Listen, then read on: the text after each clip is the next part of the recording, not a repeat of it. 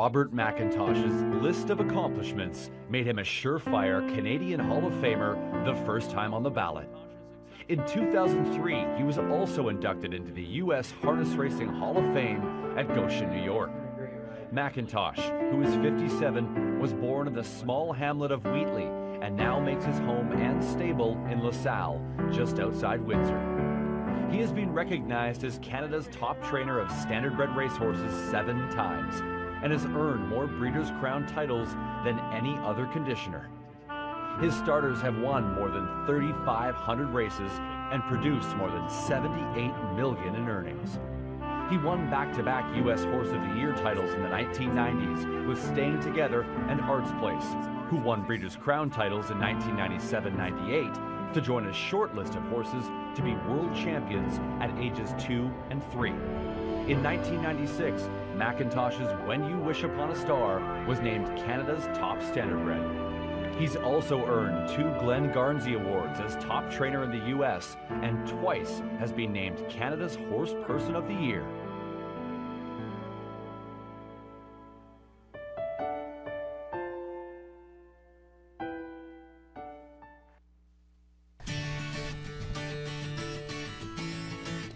My name's Bob McIntosh, and I've worked in this business all my life. My dad trained horses before me, and I pretty well grew up the racetracks. When I was done high school, I went to work for my brother Doug, and in 1977 I struck out on my own with one 5,000 claimer, and it's been beyond my wildest dreams what's happened to me. I've managed to win 15 Breeders' Crowns and both the U.S. and Canadian Harness Racing Hall of Fame. Now I just need that North American Cup win, and that would be perfect. My career has transformed from starting out with claimers to going to aged race horses to going to babies and then going into the sales, buying yearlings. And now I've got 50 brood mares and I raise 95% of my own stock. So I would say that's what keeps me going, is just watching these babies progress and watching horses I bred. These are both horses I bred in the North American Cup, and that's a lot of satisfaction.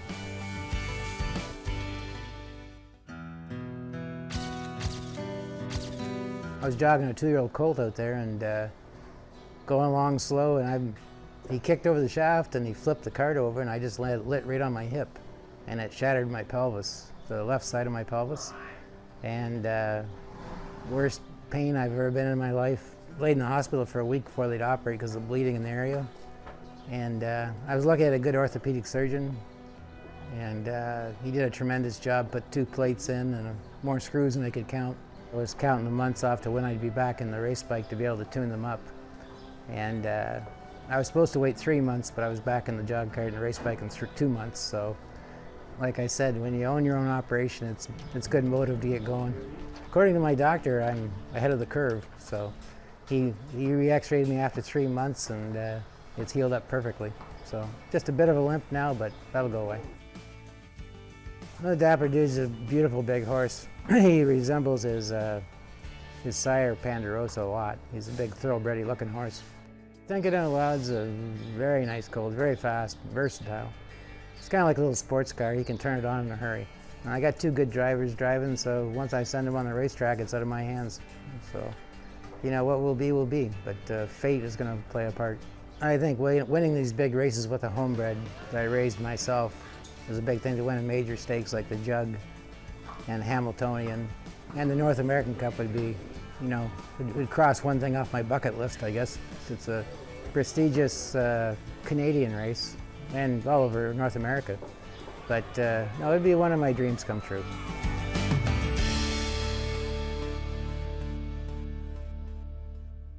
And she trots up to the shoulder of tempo setter Medley Sealster. Medley Sealster, the one to catch. Pressure coming from Exquisite Taste. Sister Sarah rides the pocket trip. Then on cover Incantation. 3/4 in 1:29.4. Coming into the stretch. Medley Sealster. Drifting Exquisite Taste. Way out wide is Incantation. And off stride went Exquisite Taste. Exquisite Taste with a costly deep stretch break. Incantation strikes the front and trots away for Filion. Here's Incantation to win. Medley Sealster was second, then Bright Green third in 1:57.3. A 2-year-old muscle mass filly out of the Cadaver mare More Magic. Here's a homebred owned by Robert McIntosh Stables and the Tyrone Valley Farm. Hall of Famer Bob McIntosh, winning trainer, and in the bike for the winning drive, soon to be Hall of Famer Sylvain Filion. Incantation winning for the first time in her career, as she has captured the first division of the Tompkins Gears for 2-year-old trotting fillies. It's Incantation. Incantation wins the Tompkins Gear Stakes for 2-year-old filly trotters, and I'm joined by winning trainer Bob McIntosh. And Bob, we saw you bring a couple of 2-year-olds here for these stakes races. Incantation gets the job done. Let's talk about her first. What did you think of the effort? Oh, it's a great effort. Sylvain did give her a great drive. I've liked the filly all along, and we made a couple of adjustments, and it seemed to pay off. First foal out of More Magic and a muscle mass here, and this is one, like you said, though, that came along real nicely through the whole winter. Yeah, she's been kind of a beautiful gated thing from day one, and yeah, we're pretty proud of her. Well, we see these stake races added to the calendar here at Woodbine Mohawk Park. Offers a nice opportunity for the 2-year-olds right off the hop. You know what? It's a great thing for us here in Ontario and Canada, because it's always been a stake. You don't want to ship that far for it, but this is perfect. Well, you took full advantage of it here tonight. Let's look ahead to Convoy Hall. Will be racing in the OSS Gold coming up in a bit. Made a break in his qualifier, but I do see broken equipment is listed on the line. Just one of those unfortunate things. Yeah, behind the gate he got tossed in his head and he come unchecked, so it wasn't really his fault, but he'll be fine tonight. All right, well, congratulations on the win, and maybe we'll see you back here in a bit. I sure hope so. All right. Bob McIntosh, the Hall of Famer, as Incantation wins the Tompkins Gears.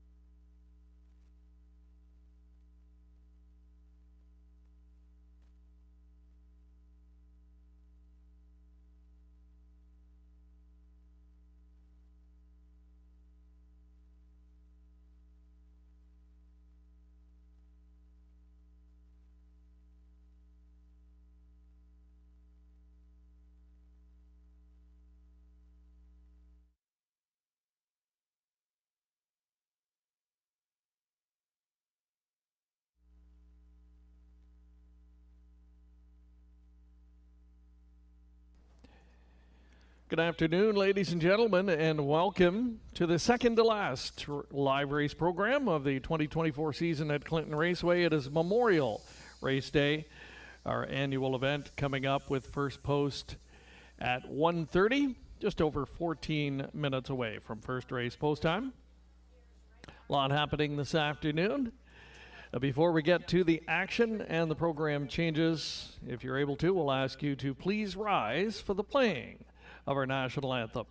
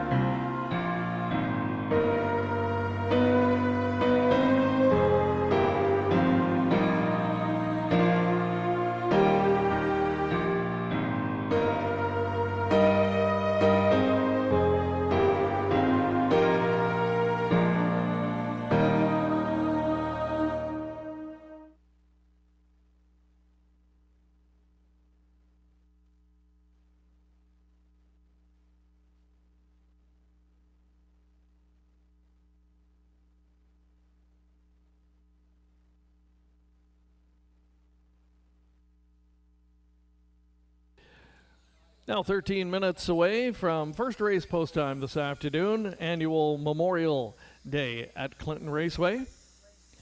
29-degree temperatures, playing on a fast oval this afternoon, and time to update you on the program changes. Race number 1 is the start of the $2,000 guaranteed pool pick 5 wager. Full field of 8 for the first, no program changes. No changes in race 1. It starts the daily double and that guaranteed pool pick 5. Race 2 also clear, no changes in the second race.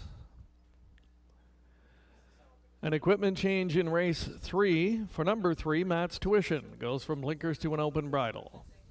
Blinkers to open bridle, equipment change for number 3, Matt's Tuition in race number 3. Race 4 clear, no changes in the fourth. Race 5 also clear, no changes in race number 5.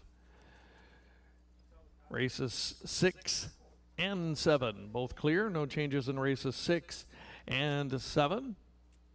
Turning over to the 8th race. Race 8, number 4, Azucar Pipe Dream, has been scratched. Take out the 4, Azucar Pipe Dream from that 8th race. Also eligible, does not go. Race number 9 is the start of the late double. No changes. 10th and final, Super High 5 finale. Full field of 8. No changes. Also eligible, Larjon Lightspeed does not go. Full field of 8 for the 10th. It's the Super High 5 finale, and we've got a carryover coming in this afternoon. Just over $1,280 carried over. It's going to be a $4,000 guaranteed pool. Little supercharge to the Super High 5 in the 10th and final this afternoon. Again, the second to last program of the 2024 season here at Clinton Raceway. Glad to have everybody on track and tuning in online today. It's our annual Memorial Day, where we pay tribute to those that we have lost, all significant members of the harness racing community in the area, and we will pay tribute to all of those wonderful folks throughout the afternoon. 10 races in total. Again, race number 1 is the start of the Pick 5, $2,000 guaranteed pool in that early Pick 5 play. There's a look at colleague Shannon Sugar Doyle and his Pick 5 ticket idea. And he's going deepest of all in the opening leg, 4 deep in fact, using the 3, 4, the 5, and the 6. then 3x2, 3x2 in the next two legs. So no singles along the way. It's a tough pick 5 sequence this afternoon. You've got a little over 10 minutes to come up with your ticket ideas and play into that $2,000 guaranteed pool. Today is also a fundraising event for the Brussels Agricultural Society. We welcome those folks to the Raceway this afternoon. They've got the barbecue set up downstairs. Today is another edition of the Super Sunday Show as well. Make sure to fill out your program ballot. Drop that off down underneath the grandstand for your chance to play along. Welcome to the annual Memorial Day at Clinton Raceway, just over 9 minutes away from first race post time.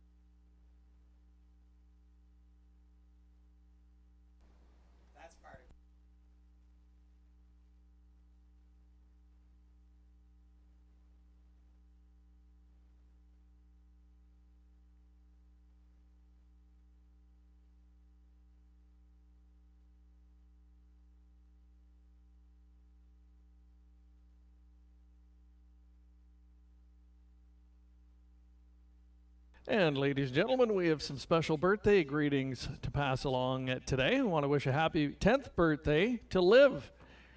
And you can stop by the program booth today and wish her a happy birthday in person. An aspiring race caller, aspiring horse trainer, great baseball player, I hear. And all around great gal. Happy 10th birthday to Liv from all of your friends here at Clinton Raceway. Want to wish an early birthday as well to Mark McCormick. Mark McCormick's going to be celebrating a birthday in the coming days. So from all of us here today, take the opportunity to send early birthday greetings out to Mark. And we're hearing that he's going to get spoiled with some nice gifts and maybe a big cake, if not later today, soon. So happy birthday to all of the folks celebrating here with us this afternoon. 4 minutes away from kicking things off. We'll have the post parade of the opener coming up shortly.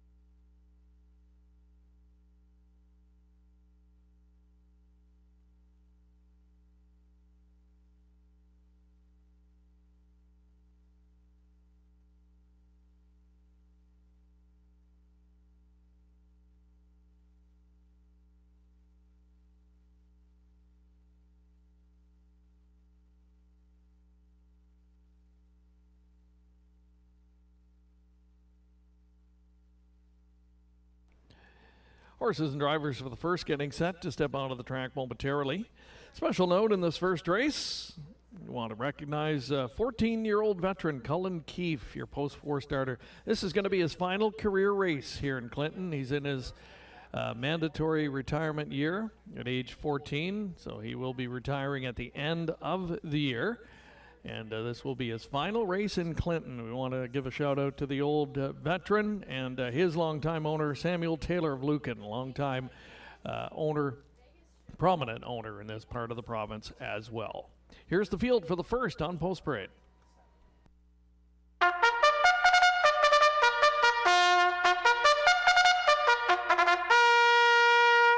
Here's the field for the first. It is the Pete and Jean Tibido Memorial. Read the proposal. Number 1, Rick Wade, Linda Grummett, the owners. Louis Gregg drives. Eyes on the prize 2, Todd Ratchford on board for Tanya Lawson. 3, Real Wicked, Michelle Sherman, Sean Downey, Mart Rest Racing, and Dave Sampson, the owners. Driver Paul McKenzie. Making his final appearance here at Clinton, Cullen Keefe. Number 4, Samuel Taylor of Lucan, the owner. Driver Lauren House. Number 5, Shake It If You Got It. With a claim entered, single claim entered on 5, Shake It If You Got It, owned by Sally Charlton and Lindsay Kerr. Daryl Thiessen drives. 6, Millennium Sealster, Emma Christoforou, the owner. Driver, Ryan Darage. 7, Artistic Meadow, owned by the birthday boy, Mark McCormick. Jay Harris in the bike. And 8, Bearcat Willie. Mike Horner owns, trains, and does the driving. That's your field of 8 to kick things off on this Sunday afternoon, all Memorial Day here at Clinton Raceway. Starting you off in the Pick 5 wager as well, daily double wagering, exacta, trifecta, and superfecta offered up as well. Just a couple of minutes remain until first race post time.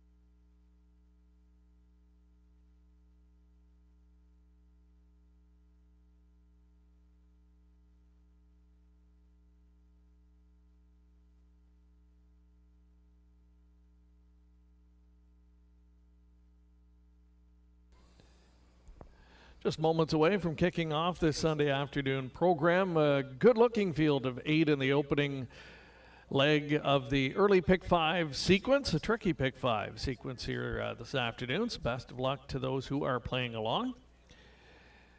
Pool guaranteed at $2,000. We are well over that guarantee now. $2,620 and counting. So it's going to be a nice early Pick 5 pool to play into today. Favorite, the even money shot. The claimed horse, Shake It If You Got It, who ships in after a 6th place finish last time at Georgian Downs over the 5/8 mile oval there. A little bit of class relief in my estimation for this guy, and probably needed that start. Had missed a little bit of time away from the racetrack after being scratch sick in late July. A little bit of gap in the schedule, did qualify sharply, and then tough trip at Georgian Downs, finished 6th, but not beaten all that badly. Looks like a really, really good fit in this spot. So that's your even money choice. Just inside of that one, the veteran Cullen Keefe. We talked about him, 14-year-old. It's going to be our last chance to watch him in person here at Clinton Raceway. And 14-year-old veteran has been a real good, hard-hitting racehorse for his connections. 23-time career winner. And his recent form remains excellent. He hasn't been able to win this year, but he hasn't missed the board on the other hand. Always a factor, and should be in play today from the number 4 starting spot. Middle of the gate, typically a pretty good spot to leave from here at Clinton Raceway. We're inside a minute to post time. Last chance to move in and wager. Last chance if you're playing today's Pick 5.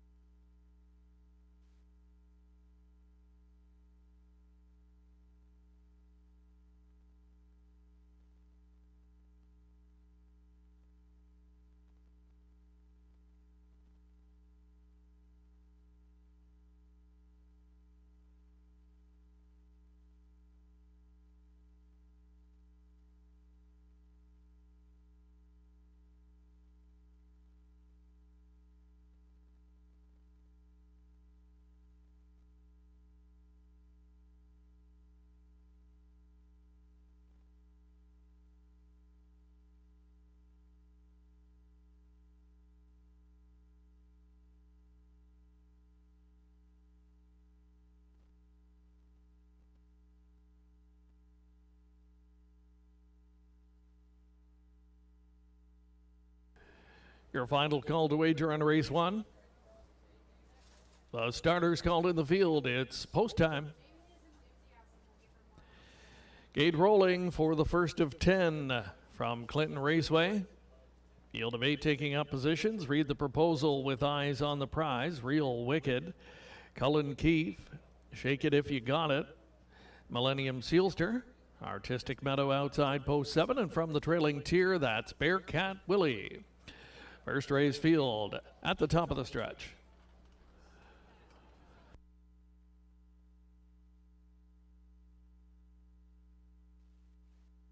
Starting gate swings off the turn, and here they come.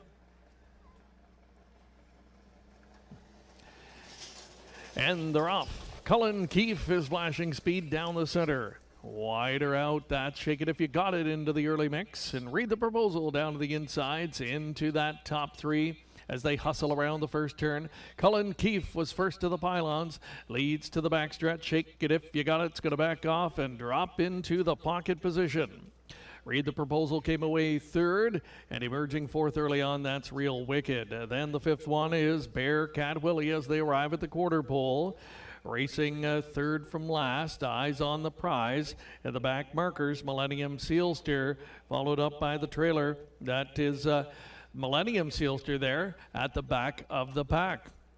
By the quarter in a brisk 27-4. Field wheels off the turn. It's the veteran Cullen Keefe dictating the tempo. Tight pocket sitter and anxious looking and already pulling to the outside. They're Shake It If You Got It with a half mile to go. So they're going to keep the front end rolling. Read the Proposal third, moving up on cover fourth. That is Real Wicked following that cover. Eyes on the prize. Down on the inside, Bearcat Willie now third from last.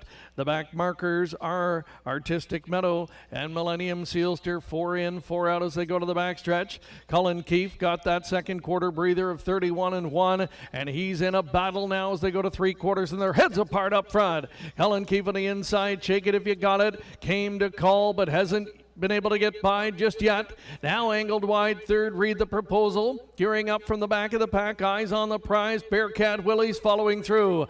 Cullen Keefe, he's all fight today. Battling back for a short lead. 3/4, 127-4. 28-4 in the backstretch. Cullen Keefe has reemerged with a lead of a length now. Cullen Keefe trying to go all the way. Shake It If You Got It on the outside. Can't get by the wheel. It's Cullen Keefe all the way. Cullen Keefe wins over Shake It If You Got It. Eyes on the prize third, 158-2.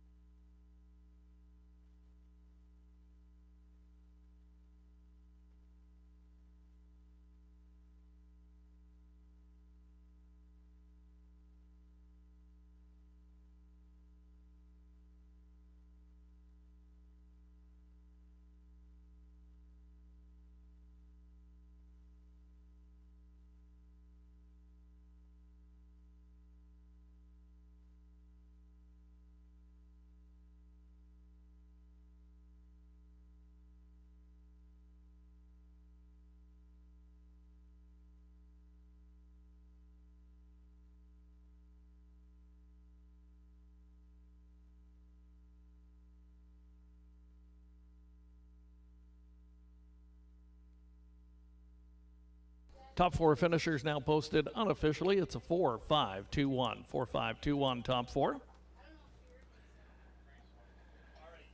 Race 1, first of our memorial races this afternoon. The first race today in honor of the late Pete and Jean Tibido.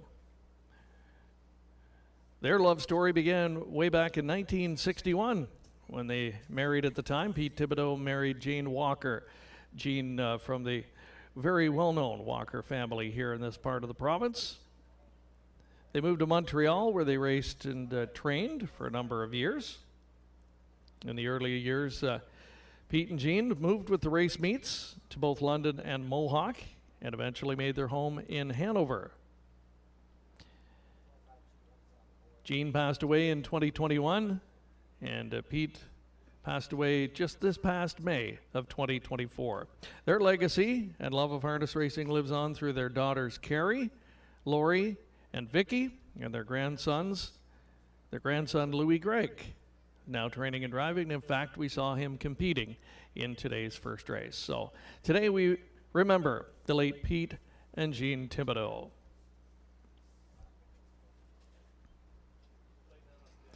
And here he is returning in his swan song at Clinton Raceway. How about a nice hand, ladies and gentlemen, for Colin Keefe. Provided us with many good memories here over the years, and the old boy came to play today, notching his first win of the season. He's a 14-year-old son of Christian Cullen from the Presidential Ball Mare. Luck is a lady tonight. Sam Taylor of Lucan, Ontario, the longtime owner. Lauren House, the trainer-driver.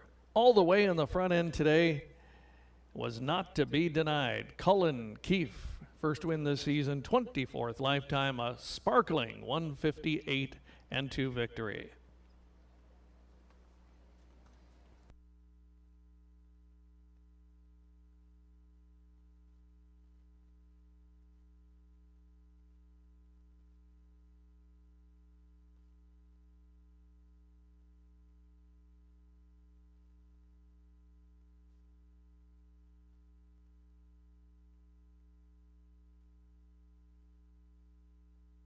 Race 1 is official. The prices are up. Cullen Keefe returning $9.50. The 4-5 first race exacta worth $29.80. Dollar trifecta $62.25. Dollar superfecta $186.45. Here is the complete finish order from race 1. Top down if you're marking. It's 4, 3, 6, 1, 2, 7, 8, and 5 on the bottom.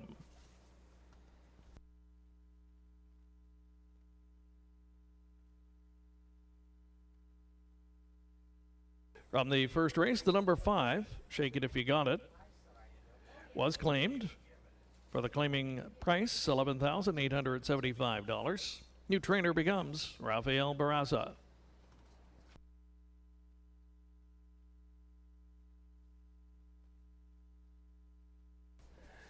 Race 2 upcoming. We're on the trot, field of 7 to go postward next. Post time just over 5 minutes away.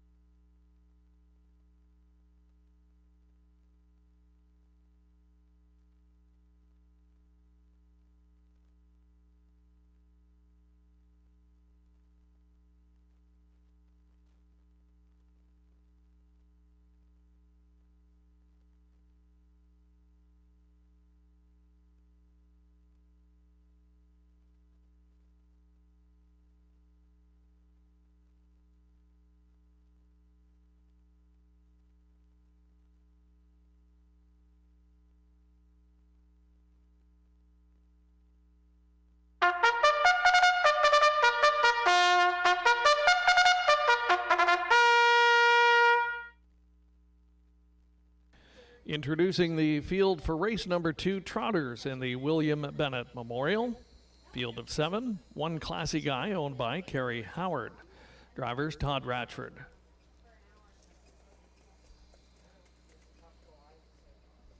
SG Goliath King, number 2, Louis Greggy in the driver's seat for Keith Hasty. 3's Gloire Dream, Connor Wade owns, Paul McKenzie drives. 4's Peter Crown, owned by Steve Watson, driven by Daryl Thiessen. Toscano Girl, number 5, Jay Harris in the bike for Cheryl Cherry and Kate Graham. 6 Lucky Rascal, Aaron Swainson Brookman, the owner, the driver, Lauren House. Completing the field is 7 Hall of a Ride, owned by Janice Hubbard and driven by Ryan DeRoche. That's your field for race 2 on the trot. Exacta Tri, Superfecta Wagering, all available just over 2 minutes to post time.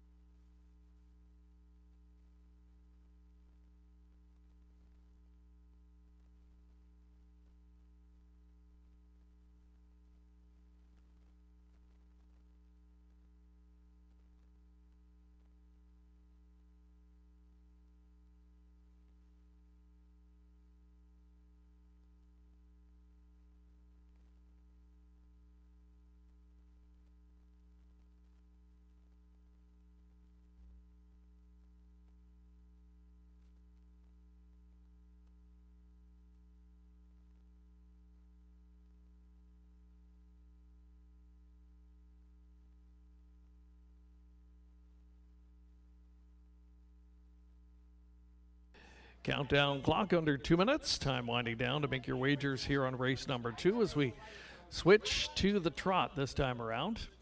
And vying for favoritism, the one classy guy along with number 5, Toscano Girl. Toscano Girl now 6-5 and top choice in the wagering. The last time we saw her here at Clinton, August 11th, she was a runaway winner. Got to the front from post 7, the outside post.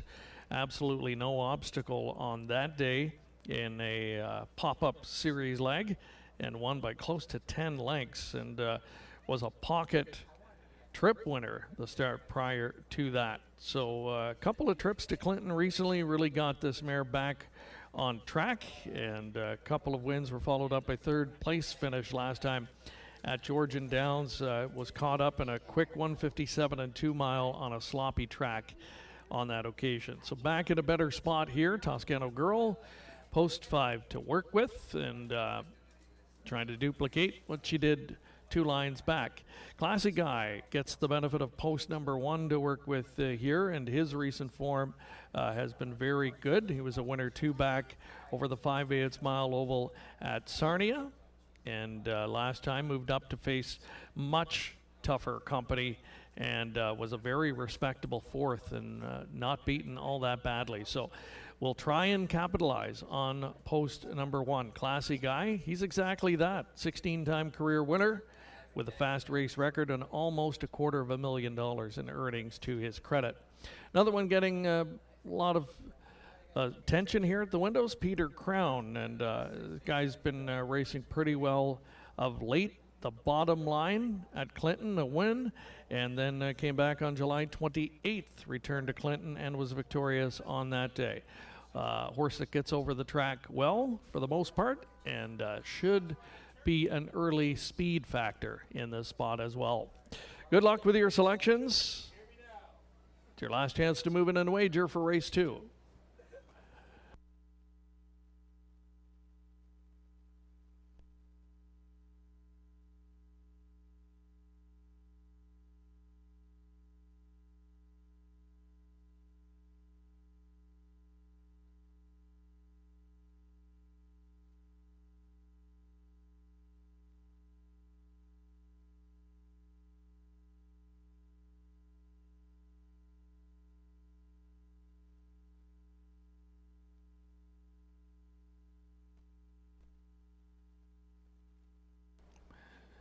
Starting gate rolling for race 2. Field of 7 trotters moving in. 1 is Classy Guy, 2 SG Goliath King, 3 Gloire Dream, 4 is Peter Crown, 5 that's Toscano Girl, 6 Lucky Rascal, 7 on the outside is Hall of a Ride. Field of 7 trotters. Race number 2 at the top of the stretch.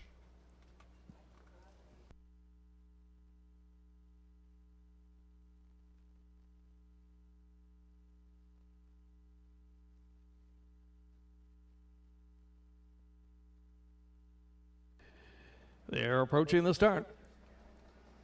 Breaker coming to the start, the 2 SG Goliath King off and trotting, and Peter Crown jets straight to command. Now pressing on the outside early is Toscano Girl as they stride together just briefly in the first turn. Toscano Girl now sweeps up and takes the lead, and she's right where she likes to be, leading it now by 2 into the backstretch. Peter Crown came away second. Eased away third was Classy Guy from that post 1 start. Settling into 4th early, that's Hall of a Ride. Up in front of the Chestnut, Gloire Dream. Second from last is Lucky Rascal. And with the field and moving up after that early miscue, SG Goliath King. 29-1 was the quarter time, and it's Toscano Girl in line to Jay Harris, showing the way past 3/8. The lead is a length and a half, with Peter Crown tracking from second, Classy Guy third, making it up to 4th now. That's SG Goliath King as they straighten up in front of us for the first time. Toscano Girl with the lead. Now coming to call Classy Guy. Gonna take a shot first over. Peter Crown has been enjoying the perfect pocket trip. SG Goliath King's been out a long way, has cover though as they race to the lower turn. Crown saving in the top 5, Hall of a Ride. 1/2 minute and 4 off stride when Hall of a Ride taken to the safety lane, and they spin onto the back stretch, and in the blink of an eye opening up 4 lengths, Toscano Girl. Toscano Girl, she's going for it right here and right now as Jay Harris asks her for more past 3/4, extends the lead to 5. Classy Guy now up on the outside to pick up second spot. Peter Crown trying to keep pace there in third. Back through for 4th, that's Gloire Dream, 3/4 and 1:30. 29-1 in the third, and it's Toscano Girl trying to take it all the way. Classy Guy has wrestled second from Peter Crown. Gloire Dreams 4th. They're in deep stretch and they're not catching Toscano Girl. She trotted them off their feet again today. Toscano Girl gate to wire. Peter Crown re-rallies for second. Classy Guy third, 2 minutes, 2/5.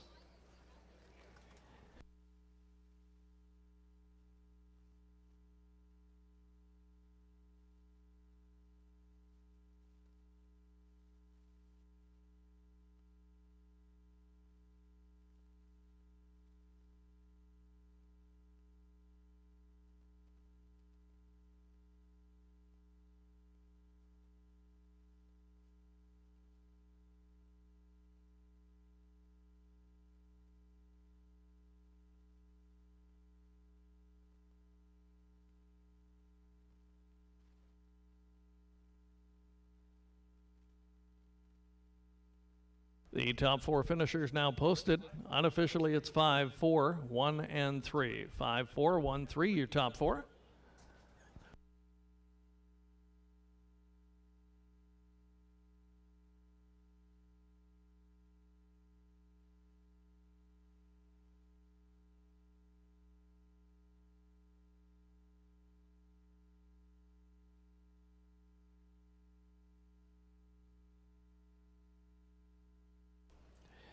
And race 2 today, in memory of the late William Bennett. William passed away in May of 2009. He started his racing career back in 1964, competed for more than 3 decades. His familiar stable colors were green and white, and drove and raced at many different tracks, including Batavia Downs in New York. Of course, Clinton, Goderich, Hanover, Elmira, London, and Woodstock in this area. In 1970, Bill was awarded the Molson Award at the Kinsman Raceway at that time for top driver and best average. Bill survived by his wife Betty, his children Kevin, Steve, and Karen, along with grandchildren and great-grandchildren. Trackside Betty here today, along with daughter Karen and granddaughter Courtney. Great to have you all with us today in this race in memory of William Bennett. And here's the winner returning. It's number 5, Toscano Girl. She's a 5-year-old daughter of South Wind Toscano from the Jailhouse Jessie mare, I Like Jessie. Cheryl Cherry and Katie Graham share in the ownership. She also does the training. And Jay Harris in the driver's seat for the victory. It's another gate to wire tour de force here at Clinton Raceway for Toscano Girl. 2 minutes and 2/5. Her 6th win this season and 16th lifetime.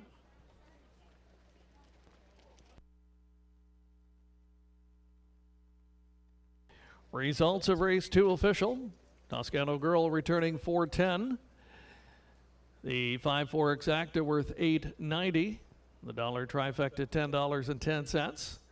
Dollar superfecta $41.85.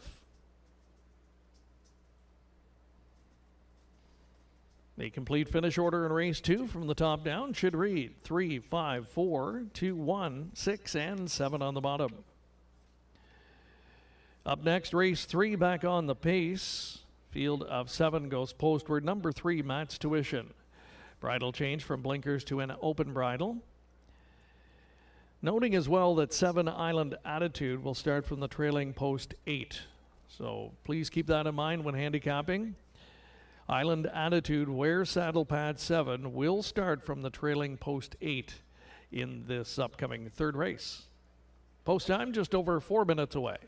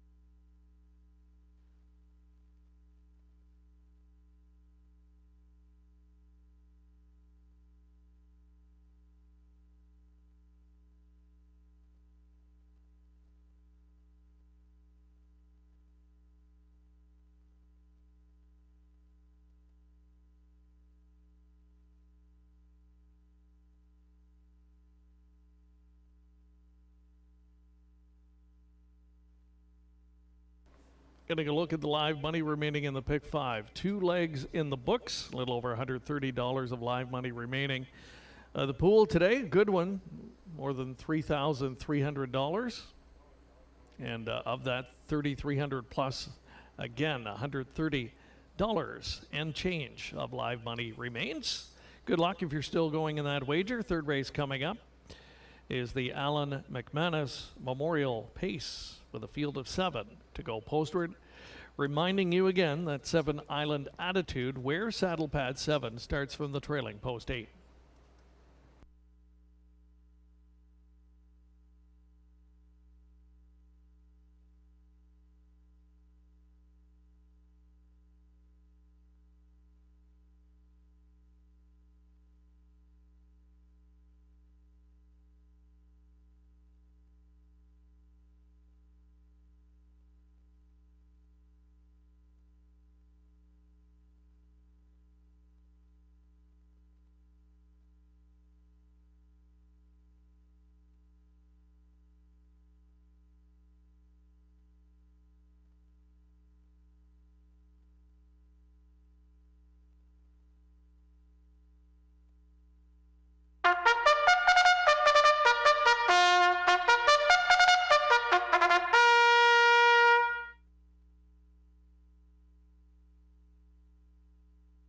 Entering the track are the starters in race number 3, the Allan McManis Memorial Pace.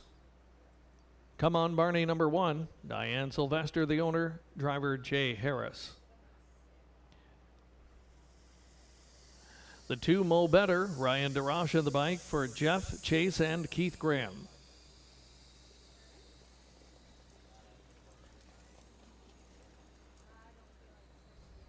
Matt's Tuition, number 3, Sean Downey owns, Todd Ratchford drives. The 4 is Sports Nation, Ralph Spoltori, the owner, driver Lord House. Favreau Sealster, he is the 5, Daryl Thiessen in the bike for Sally Charlton and Ashley Kerr. Cranky's Boy, number 6, Mike Horner driving for Rick Edwards. And 7 is Island Attitude, owned by Don Schuldeis, with Paul McKenzie at the driver's seat. Island Attitude starts from the 2nd tier, trailing post 8. Field of 7 for the upcoming 3rd. Exacta, Tri Superfecta wagering offered up, and it also starts a pick 3 wager, just over 2 minutes until post time.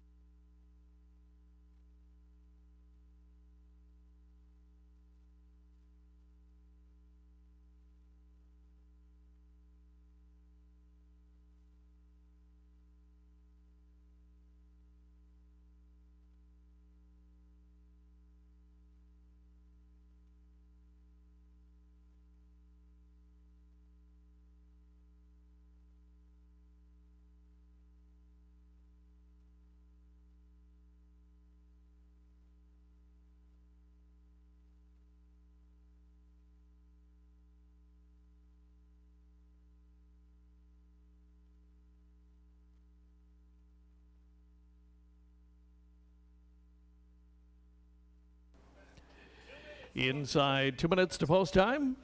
Time winding down to make your wagering selections here on the third race. Claiming contest for the Horse and Gelding Pacers, $8,000 claimers. And another fairly evenly bet tote board here, favored with the post 1 start, Come On Barney. Who just missed here 2 starts back, and we'll be getting a bit of reclassification here today. Meets should be a slightly easier group moving in for the claiming tag today. Post 1 to work with as well.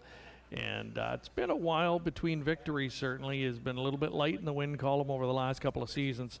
Trying to regain that mojo today, and we'll have the benefit of a post 1 start to work with. Number 5, Favreau Sealster. Form's very good on this guy. It's been enjoying an excellent campaign. The 6-year-old with 20 on the board finishes from 33 trips postward.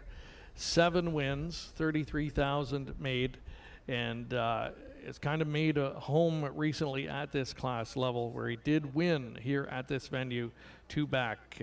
Won rather handily on that day. Handled the trailing post well. He'll get his nose on the gate today. That could be a key.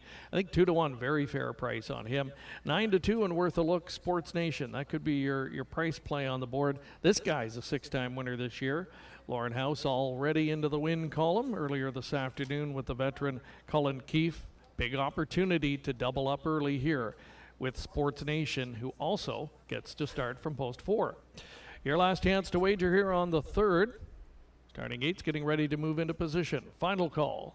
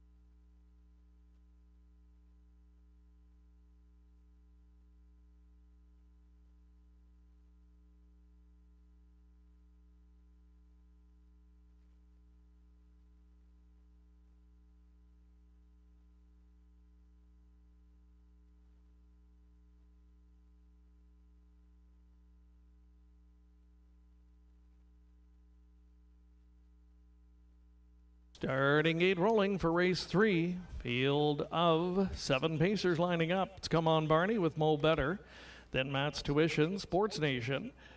Favreau Sealster, Cranky's Boy. And from the second tier, that's Island Attitude.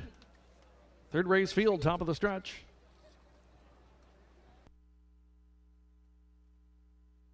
Here they come. And they're off, and jutting out from post 3, Matt's Tuition makes an easy lead. Matt's Tuition will lead to the first turn with Come On Bernie.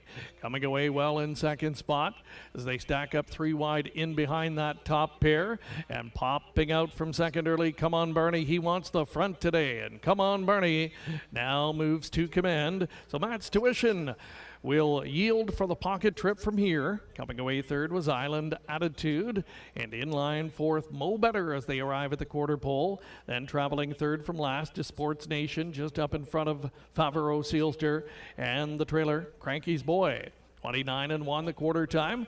Field racing over to 3/8. They're chasing Come On Barney, who's setting the tempo on a lead of a length and a half. Matt's Tuition drafting second. Sports Nation out and driving. Picks up third spot. Staying in was Island Attitude. Moving up on cover. Second over Favreau Sealster with just over half mile to go.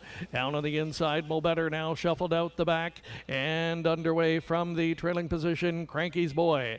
4 in, 3 moving up on the outside. as they approach the 5/8 off a 1/2 minute and 1. Leader into the backstretch is Come On Barney. Sports Nation getting closer, chipping away in that first over spot. Length and a half off the leader as they near 3/4. Matt's Tuition third. Favreau Sealster continues to move up on cover as they hit 3/4. Come On Barney on top. The lead, though, it is diminishing. It's just half a length now. Sports Nation continues to grind away. Matt's Tuition third. Favreau Sealster continues to sit second over, getting ready for his cue with an 8 to go. 3/4, 1:29 and 4 in the field. Wheels for home, and it's Come On Barney, the one to catch. Outside Sports Nation, Favreau Sealster up on the grandstand side and closing in, but it's Come On Barney. Come On Barney holds sway. 3 across for second, maybe Favreau Sealster. It's tight. Matt's Tuition closing on the inside in 1:59 and 2.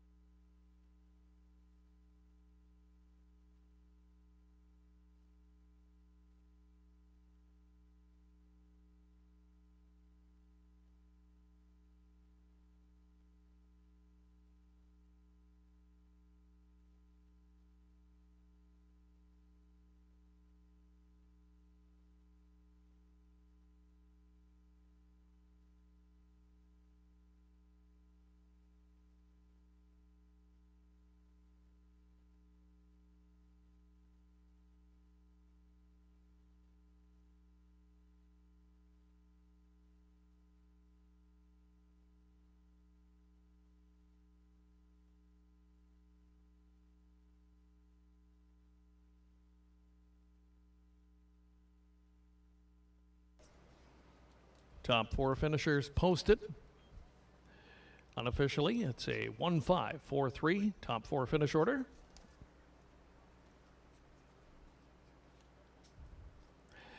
And our third race today, it's the Allan McManis Memorial.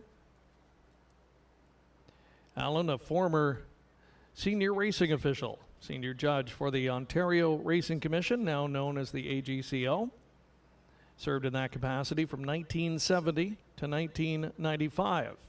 Previously worked all the way from Quebec to BC as a presiding judge for the Canadian Trotting Association, now known as Standardbred Canada, in the 1960s. Allan also drove and trained horses in the 50s, winning races at Old Woodbine and Batavia Downs. We remember Allan McManis today with the memorial race in his honor in this afternoon's third race.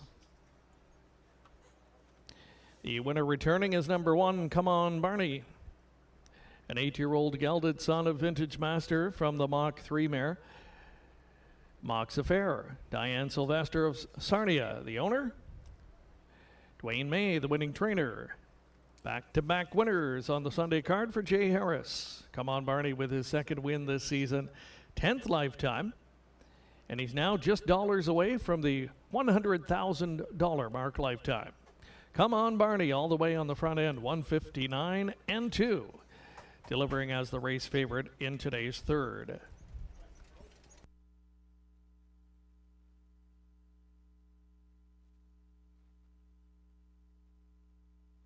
Results of the third race official. Come On Barney, the winner, pays $480. The 1-5 exact is worth $13.30. Dollar trifecta $18.65, and the dollar superfecta $71.60. Here's the complete finish order in race 3 from the top down. If you're marking, it's 1-5-4-3-2-7-6. Next up, race number 4, full field of 8. On the pace with no changes, just over 4 minutes on the clock.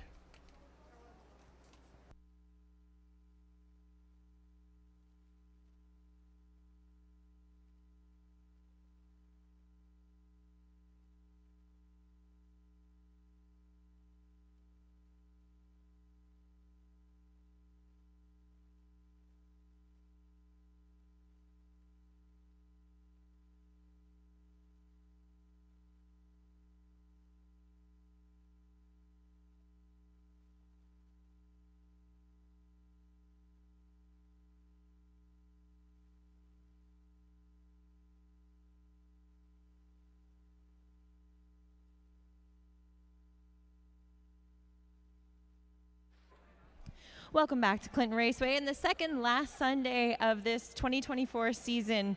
Today is our All Memorial Race Day card with races in memory of loved ones that have passed. Also, we have the Brussels Egg Society hosting their trackside fundraiser with us. They're hosting a 50-50, which will be drawn following race number 8 this afternoon, and they've got a delicious barbecue going on down there at the end of the grandstand. We also have Legends Day t-shirts, a $5 t-shirt sale. We have small, medium, and large left. You can purchase those at the program table under the grandstand. And we're going to play a little game down here that we like to call Exactor Factor. So I have Liv with me, it's her 10th birthday. She's celebrating here today at work, poor girl. She has 10 Cooley Cups, each with a $5 betting voucher in it. So the first 10 people to come here to Liv who are wearing glasses and sandals and are 18 years of age or older will get a little treat.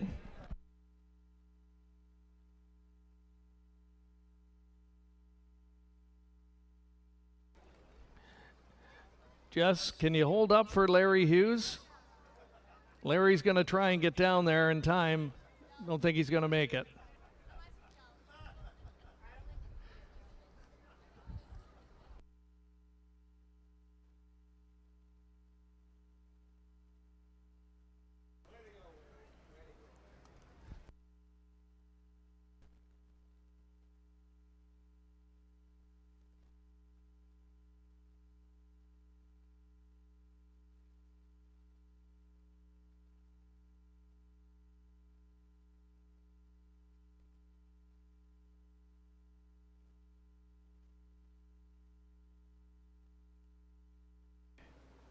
Here's a live money update on today's Pick 5. 3 of 5 legs now completed from a total pool of more than $3,309. A little over $53 of live money still remaining in the Pick 5 with 2 races left to go and a full field of 8 pacers coming up next in the Jay Carter and Don Tremere Memorial.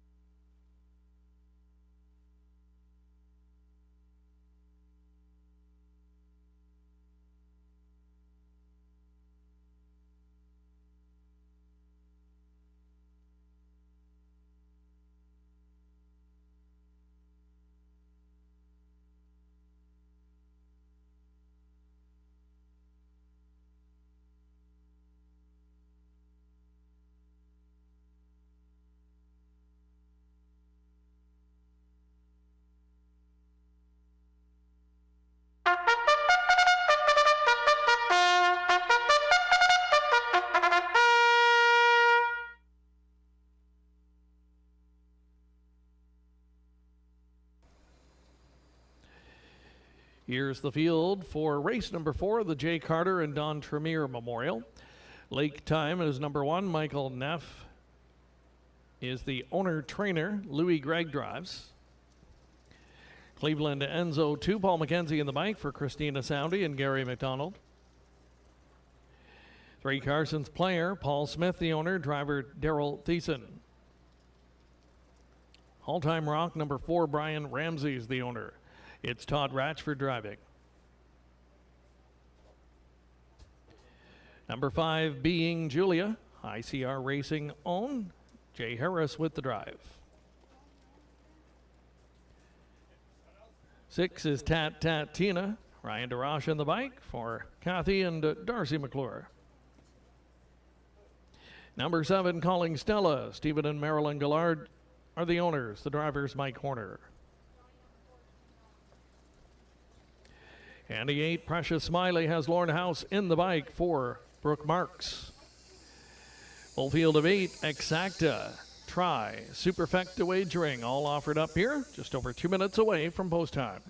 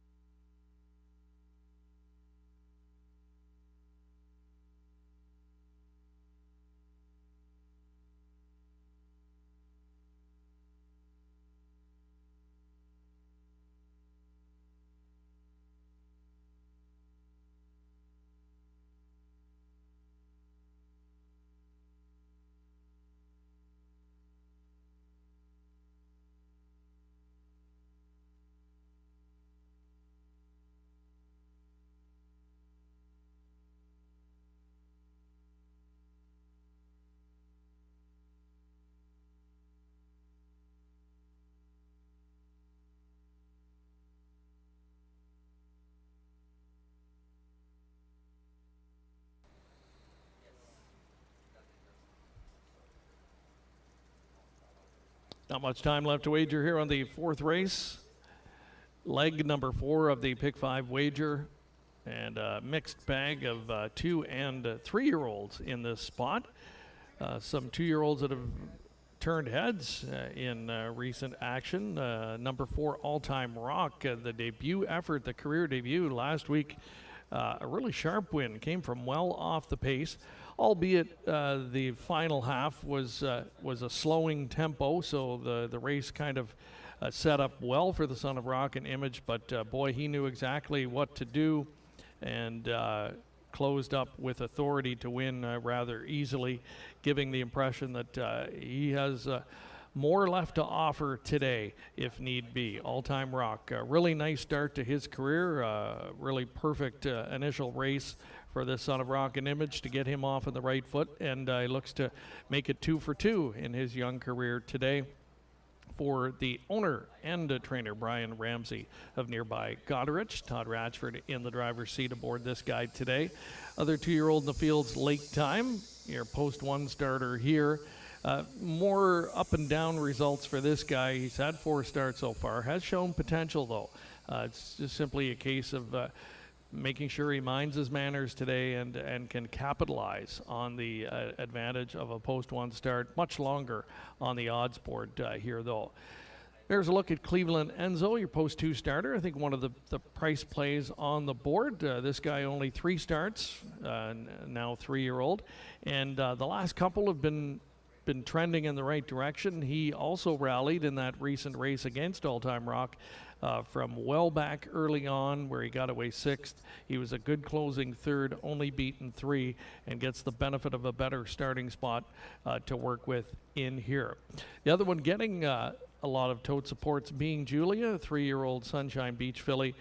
She will start from post 5 and is already a 2-time winner in 9, so has the benefit of 9 races for experience. She knows how to win. She did finish 3rd last time at Hanover, but was really roughed up in the middle half of that race, so I think had an excuse, and has the hot hands of Jay Harris on the bike. He's looking for his 3rd win early on this Sunday program. Your last chance to move in and wager here in race number 4. Starter getting set to call them in. It's post time.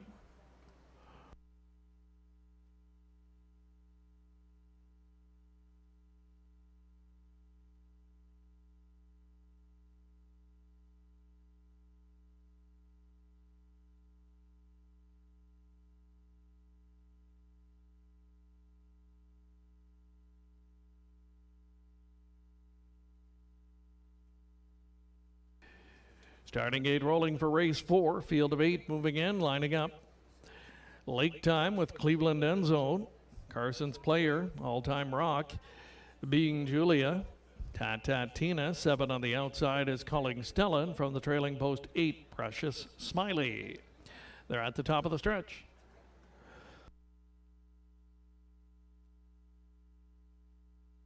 Here they come.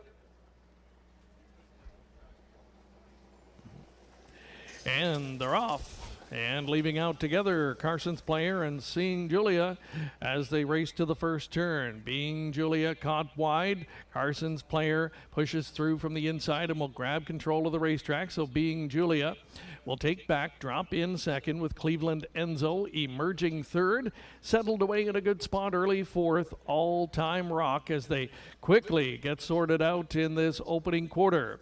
It's a break of 3 back to Lake Time, who's traveling in 5th position. Another 2 to Tina. Starting up early, second from last is Precious Smiley. And another break of 3 or 4 to the trailer. That's Calling Stella. The opening quarter went in 29-3, and it's Carson Shadow and Daryl Thiessen on the engine. They're clear by 2 and a bit fired up here as they wheel off the turn and move up in front of us for the first time. Racing in second position, Being Julia. 3rd and having a peek to the outside, there goes Cleveland Enzo. He's under some tip-tap urging. That's going to give cover to the second over All Time Rock. Also brought wide in the backfield, Precious Smiley. Half reached in a minute. 3/5. They travel over to 5/8. Next stop's going to be 3/4, and it's Carson's Player still loose on the lead. Tracking all the way in second's been Being Julia. Out there 3rd, still some work to do though for Cleveland Enzo. Now gearing up in 4th, All Time Rock. All Time Rock's gonna have a peek out there 3 wide as they pass by 3/4. They start to bunch up now on the front end, 3/4 and 1:30-3. And with the lead midway on the turn, Carson's Player tightening up again in second position, Being Julia as they swing for home. All Time Rock, he's got some work to do. Now rolling 3 wide. It's Carson's Player. Carson's Player out for the drive, Being Julia. Carson's Player, though, still going, and Carson's Player will not be caught. Carson's Player went to the front, 2 left turns, and holds on to win it. Being Julia second. Rallying for 3rd was All Time Rock, 2 minutes and 4/5.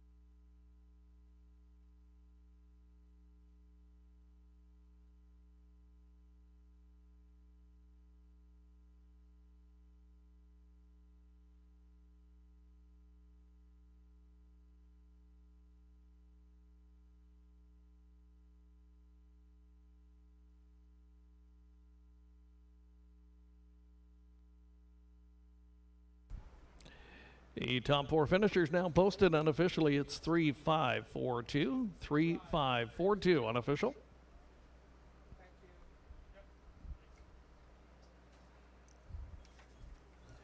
Today's fourth race in memory of the late Jay Carter and Don Trir.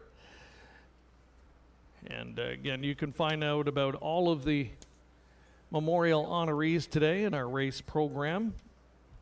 Great write-ups on all of the folks that we are honoring here today. Both Jay and Don, very well-known figures here, huge race fans, and their presence was felt each and every Sunday afternoon at Clinton Raceway.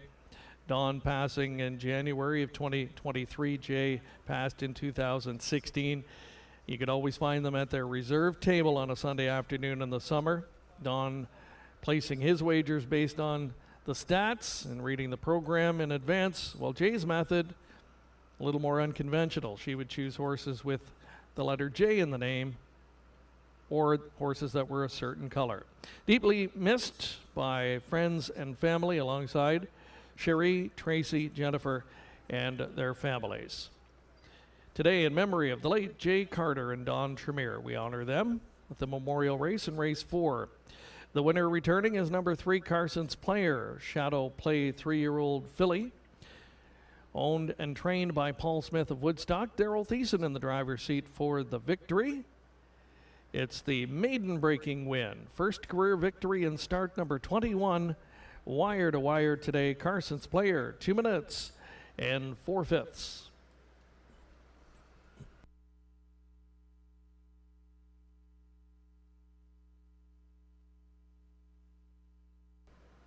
$7.90 is the win ticket return.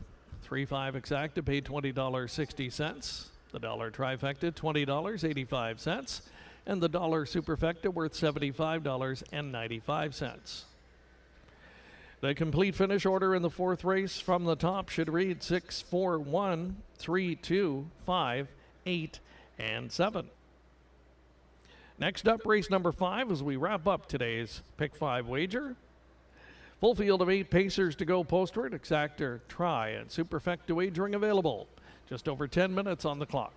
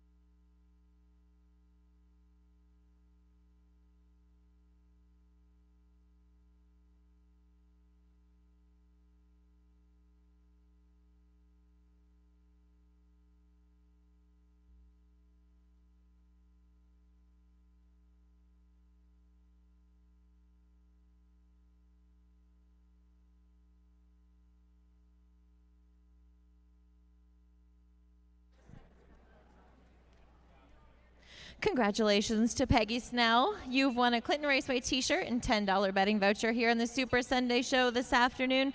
That's Peggy Snell. You can pick up your prize at the program table under the grandstand. Also, we'd like to wish a happy 45th anniversary to Jenny and Ian, who are celebrating here with us this afternoon.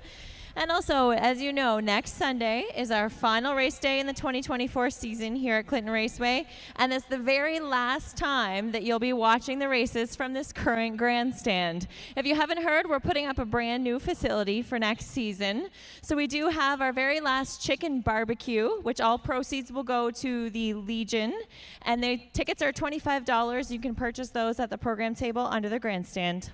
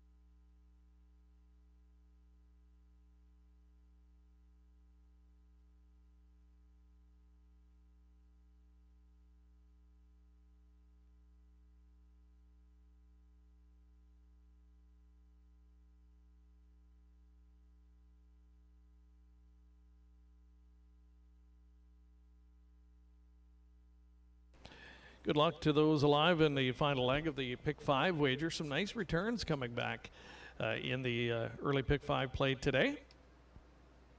Favorite to complete it, number 4, Prestige Sealster, 8-1 on the odds board when it opened up. Now clicks down to 5-2, 20-cent return, coming back at just over $111 if Prestige Sealster were to win, ranging all the way up to $2,800 plus 20-cent tickets onto the 2 He's Sporty and the 3 Teen Tatler. One combination not covered. If number 7 odds on kickoff is able to prevail today, there will be a carryover situation in the pick 5. So again, for those who are alive in the final leg, best of luck to you. The post parade coming up momentarily. Race number 5 today, it is the Dan McCan Memorial Pace.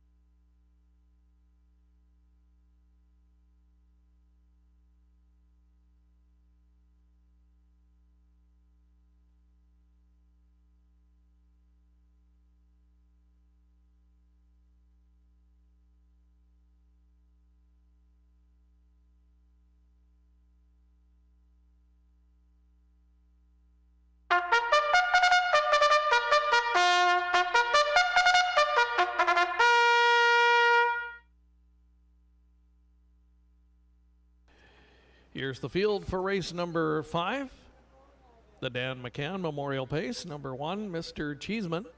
Lauren House with the drive for Brad Douglas. He's Sporty, number 2, Jim and Doreen Flynn, the owners. Driver, Louis Gregg.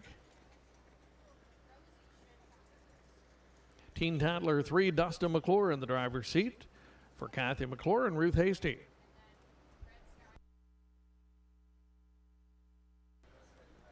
Prestige Sealster number 4, Lindsay Kerr and Rebecca Masters co-own.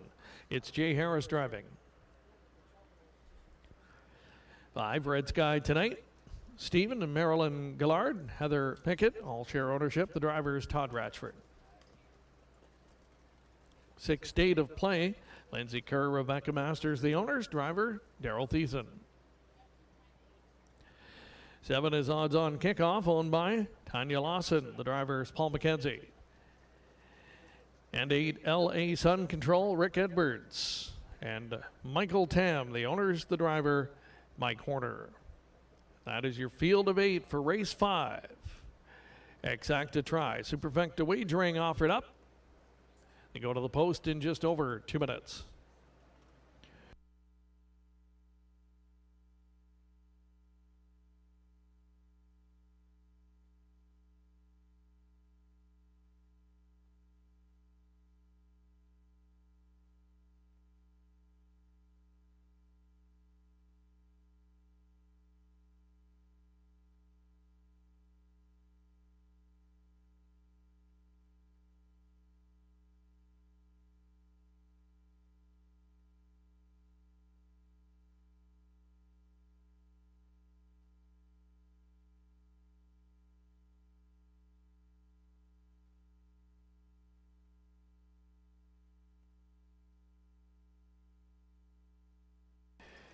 Race 5 coming up.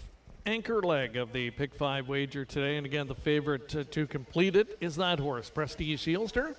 Looking to give Jay Harris his 3rd winner on the card. 1 of 2 in the field sent out by trainer Lindsay Kerr that she shares an ownership with Rebecca Masters. This Sunshine Beach gelding has been a winning machine this year. 7 times into the winner's circle from his 18 trips postward, including a dominant win over the 5/8 mile oval at Sarnia in his most recent. A little bit deeper down the page, in late July, the horse did surface here. From post 7, he raced pretty well. Came up against a good one that day in Fear the Crush. Couldn't get to the winner, but was a good third from the extreme outside post. Today, returning into a good spot here, better post to work with. And Jay Harris, who's been on a bit of a roll today so far, looking for his third winner through the first half of the card. This guy looks like a rock-solid top contender in this spot. Mr. Cheeseman should be a factor from post 1. The last time he had the rail here, he took no prisoners and would not let anybody close to him that day, 58-1.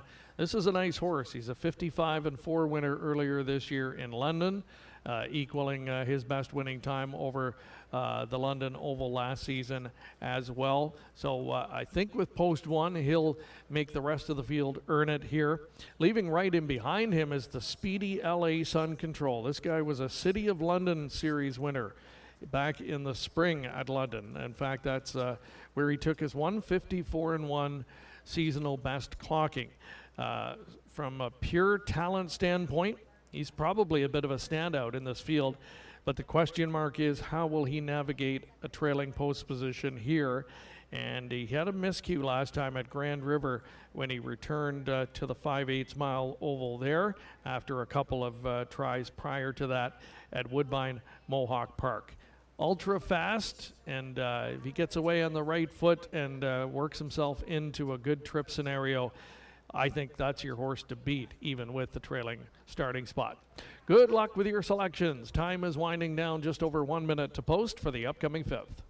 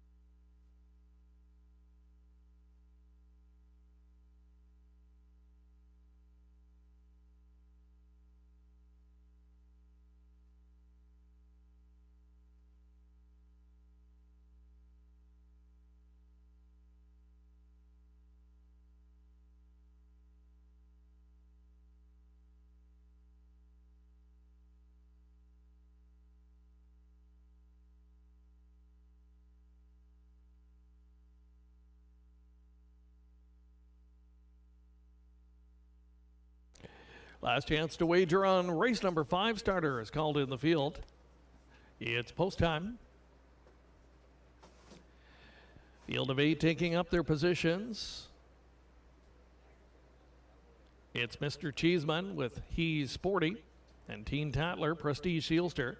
Red Sky Tonight, State of Play. Odds on kickoff from the second tier, LA Sun Control. They're at the top of the stretch.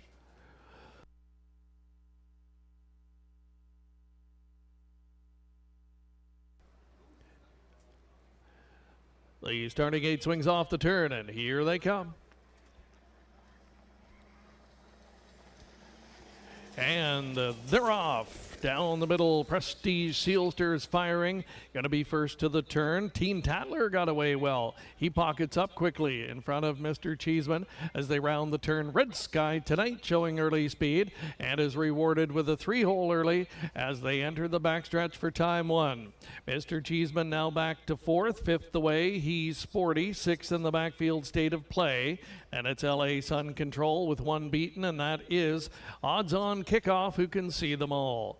They stride by the opening quarter in 28 and 4, and it's Prestige Sealster showing the way. He's got them stacked up in behind as they move over to 3/8. Traveling in second spot, that's Teen Tatler out and driving first over Mr. Cheeseman right at 3/8 completion. Red Sky Tonight stays to the inside 4th as they wheel off the turn.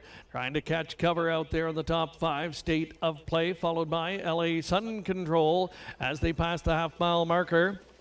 Freewheeling up front now, Prestige Sealster trying to go right down the road. He put up a half in 58 and 4 and will lead them to 5/8. Teen Tatler reemerges second. Mr. Cheeseman is third. Red Star Tonight keeps close tabs there in the top 4 as they spin onto the backstretch. State of Play went down to the pylons. LA Sun Control trying to rally from far back. Field nearing 3/4 and the leader, Prestige Sealster. Teen Tatler staying right with him at long odds there in second. Mr. Cheeseman failed to advance. Red Star Tonight down to the inside. Appears to have some pace, but will need racing room with 1/8 of a mile to go. Prestige Sealster under urging. Teen Tatler is upset-minded in second and will be out for the drive. Red Star Tonight third. Prestige Sealster, Teen Tatler closing in. Prestige Sealster, Teen Tatler. Here's the wire. Prestige Sealster holding on. Teen Tatler made it close. Red Star Tonight third, 157 and 1.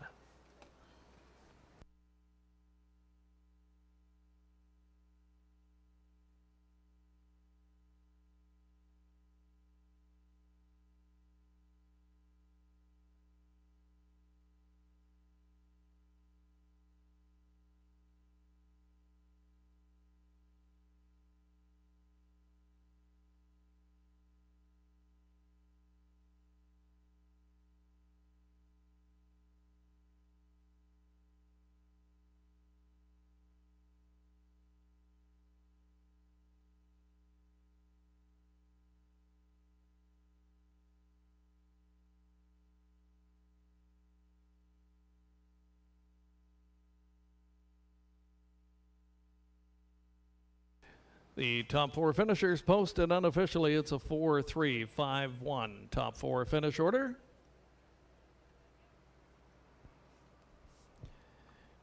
Our 5th race today in honor of the late Dan McCan of the McCan Ready Mix family of Dashwood. Dan, a very prominent owner in the standardbred racehorse community, employing several different trainers and drivers with his horses over the course of his career. Horse he was most well known for, the iron tough and talented Acceptable Risk. His most loved racehorse turned broodmare was McTaylor, named after his niece Taylor. Dan winning several prominent races, both in the Ontario Sire Stakes and the Grand Circuit, and even a few across the border in New York. Loved to be at the track, mixing and mingling with family and friends while at a day at the races. We welcome the family of the late Dan McCan trackside here today as we pay tribute to him with our memorial race, race number 5. Here is the winner returning in today's 5th race is number 4, Prestige Sealster, an 8-year-old gelded son of Sunshine Beach from the no pan intended mare Pentecostal.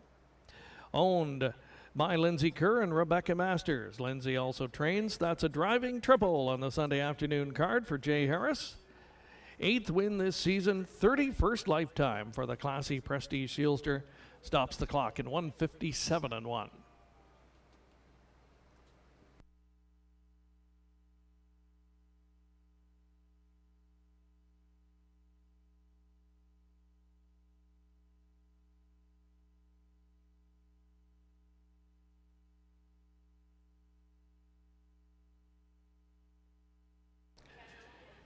Results of the 5th. Now official. Prestige Sealster, $3.80 in winning. 4-3 exactabate, $100.40. $1 trifecta, $287.95. 20-cent superfecta, 20-cent combination, a good one, $811. That's for a 20-cent winning combination. The pick 3 for $1, 3 of 3, $30.55. And in the pick 5 today, 5 of 5 combination, a dollar ticket, $558.10. The 20 center at just over $111. Here's the complete finish order in race 5 from the top down. It's 4, 7, 2, 1, 3, 6, 8, 5. We start up the back half of the Sunday afternoon program next, race number 6. Field of 7 in the Archie Hall Memorial Pace. Post time just over 6 minutes away.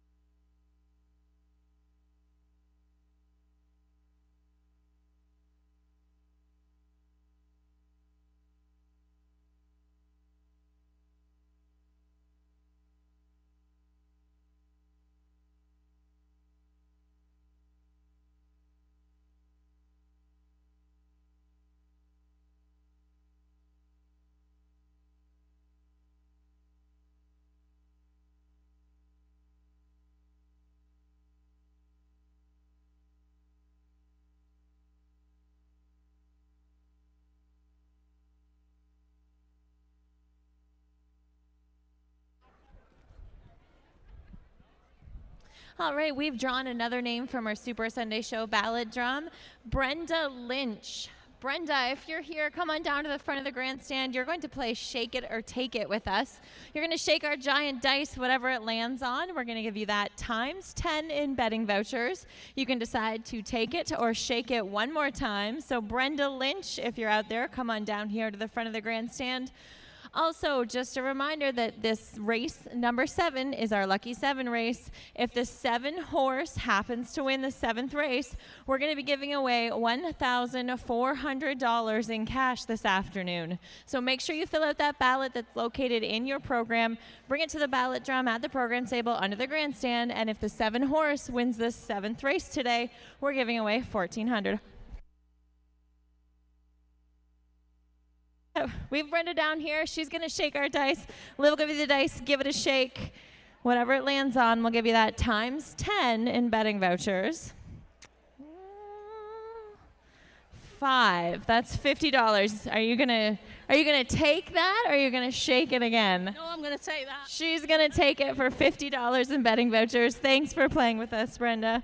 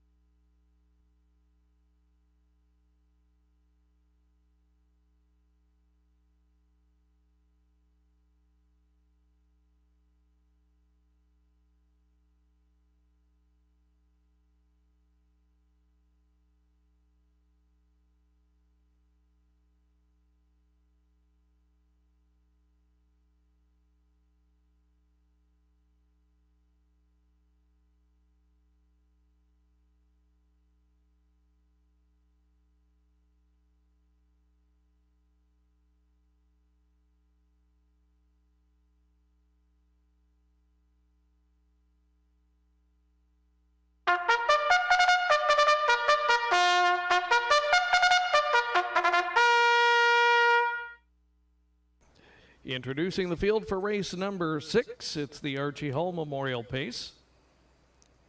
Number 1, Officer Cheese, Kim and Brad McNiven, Brad Douglas, Tom Broadhurst, the owners. Driver, Lauren House. Soda Queen is number 2, Gary McDonald, the owner. The driver is Paul McKenzie.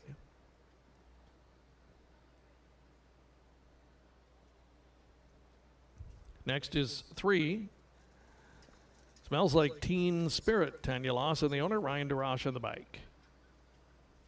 4 comes He Comes Ah, Heather Pickett, Chris Jewett, John Gray, the owners. Daryl Thiessen on the bike. Number 5 is Silver Clay Special, Mike Corner driving for Doug Schweitzer. Halcyon Hanover 6, Jay Harris on the bike for Kevin Kerr. 7 is Better Than Crush, Shelley and Jane Kerr, the owners. The driver is Todd Ratchford. Number 2, Soda Queen, is parading last. Now on the track again, Paul McKenzie doing the driving. That is your field of 7 for the upcoming 6th race. Exacta Tri, Superfecta wagering, all available. They'll head to the gate in just over 2 minutes.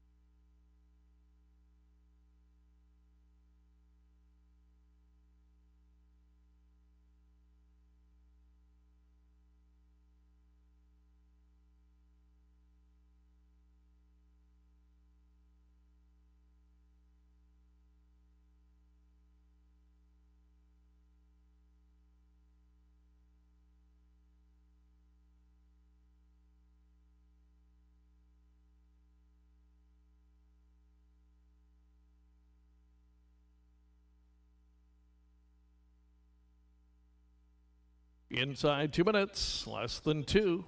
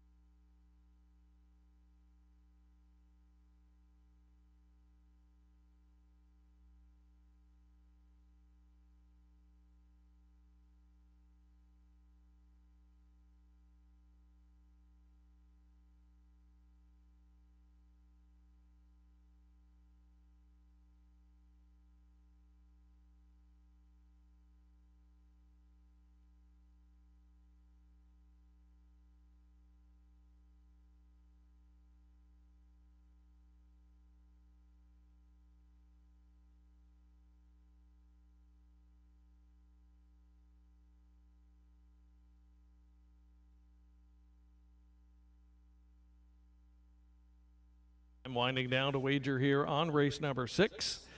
One of the better betting boards of the day. The money's really well spread out. Officer Cheese, 2-1, lukewarm favorite from post number 1. Just a one-time winner, though, in 16 this year, 1 for 26 over the course of 2 seasons. So yeah, anything lower than that might be considered an overbet. Smells Like Teen Spirit's interesting. Post 3 starter, makes the second start here locally for trainer Pat Bissett. Sends out a lot of winners here annually at the meet. And this guy raced kind of evenly in finishing 5th here last time out. Got away 5th, didn't gain position, didn't lose position throughout the mile. But they went a quick time of 59 and 3. So has that race under the belt to get acclimated. Could take a step forward here today. Second start for the new barn. Come See, Come Saw has been in better form as late as well. And we'll start right beside that one from post 4. Your last chance to wager here in race 6 as the starter calls them in and the gate begins to roll. Field of 7 lining up. It's Officer Cheese with Soda Queen. Smells Like Teen Spirit. Come See, Come Saw. Silver Clay's Special. Halcyon Hanover and Better Than Crush. They're at the top of the stretch.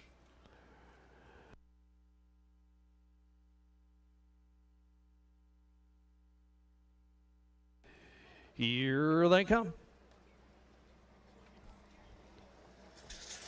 And they're off. Smells Like Teen Spirit. It's going to get the first call, jetting straight to command. Following out to be second is Halcyon Hanover as they reach the turn. Also on the move early, caught wide those, Better Than Crush as they pass the 8th pole. Move on to the backstretch for time 1. Smells Like Teen Spirit, loose on the lead, out there by 2. Halcyon Hanover second, Better Than Crush stayed to the outside, bypassed the 3-hole, and is moving up to challenge here as they make quick time past the opening quarter. Smells Like Teen Spirit, 28 and 2. Hot opening quarter for this group, and it is Smells Like Teen Spirit on the inside, taking it on the chin, parked out all the way has been Better Than Crush, and Smells Like Teen Spirit's going to drive on. Just off them in third, that's Halcyon Hanover. Fourth brought to the outside, Officer Cheese as they near the half. Come See, Come Saw is up close to the speed 5th and appears to have plenty of horse along the inside, and it's a break of about 3 to Soda Queen and the trailer as they race the lower turn. Silver Clay Special half in a demanding 57 and 3, and still with the lead as they move to the backstretch. That Smells Like Teen Spirit. Halcyon Hanover now tightens in from second. Come See, Come Saw trying to stick handle through along the inside up into the top 3. Way out there in 4th, Officer Cheese as they pass by 3/4, and the leader Smells Like Teen Spirit determined on the inside. Halcyon Hanover came to the outside but was not able to advance, and caught in a tough spot there was Come See, Come Saw. Down to the inside comes Soda Queen with 1/8 of a mile to go. They're tightly bunched. Smells Like Teen Spirit. How much has she got left? Smells Like Teen Spirit. Halcyon Hanover as they drive to the wire. Smells Like Teen Spirit. Halcyon Hanover. Smells Like Teen Spirit. Held them all off. Smells Like Teen Spirit. Huge trip on the front end to win it in a slowing time of 1:59 and 3. They're 3 and 4 across for second, third, and fourth.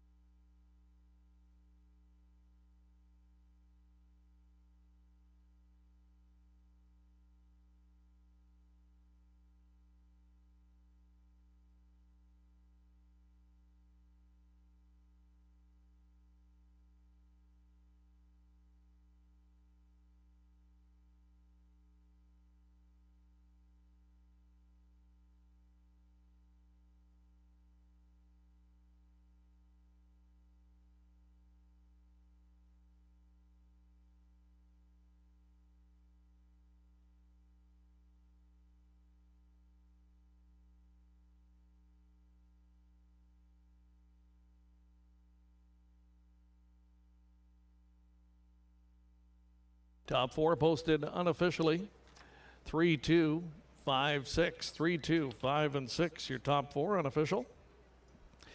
6th race, the Archie Hall Memorial Pace, named in honor of the late Archie Hall, who was an active owner and trainer from the mid-1960s through 2008.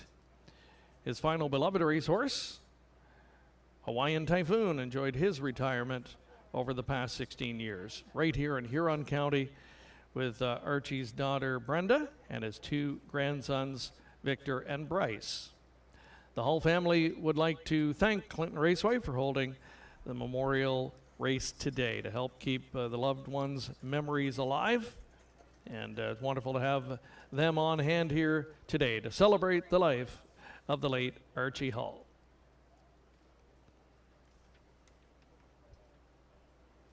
Here is the winner of the Archie Hall Memorial Pace returning, number 3, Smells Like Teen Spirit. 3-year-old daughter of Better's Wish from the Some Beach Somewhere Dam, Seeking Nirvana. Owned by Tanya Lawson of Seaforth, Pat Bissett training, and Ryan DeRoche in the driver's seat for the win. The second start locally for the filly as she notches her 4th lifetime win, 159-3. A hard-fought win on the front end today for number 3, Smells Like Teen Spirit, in the 6th.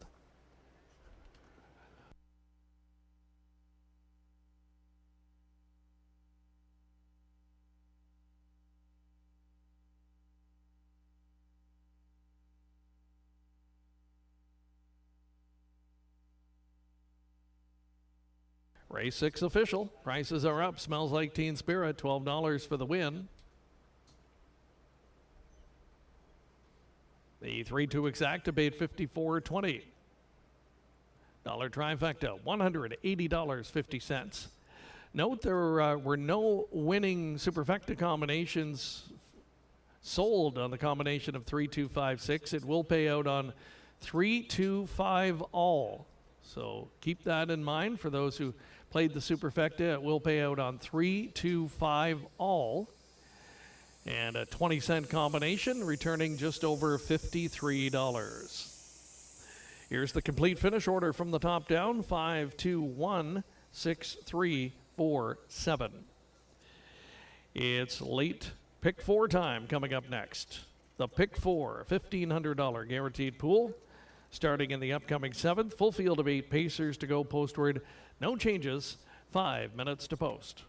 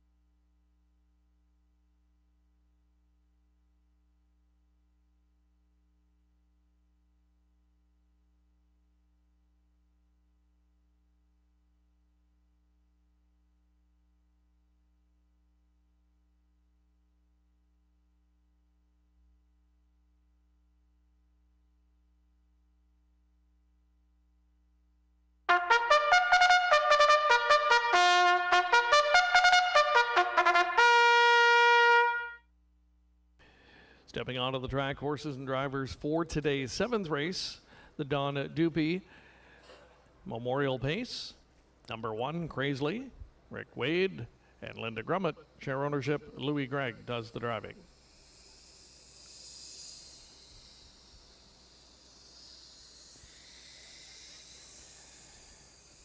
Greystone Cheeto, number 2, Sam Taylor, and Lauren Howe share ownership. Lauren drives. 3, Hope and Pray, Randy Henry, the owner, the driver, Mike Horner.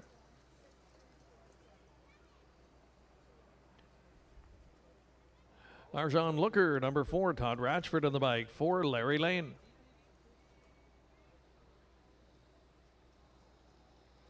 5, Bella, owned by Aaron Swainson Brickman, the driver, Jay Harris.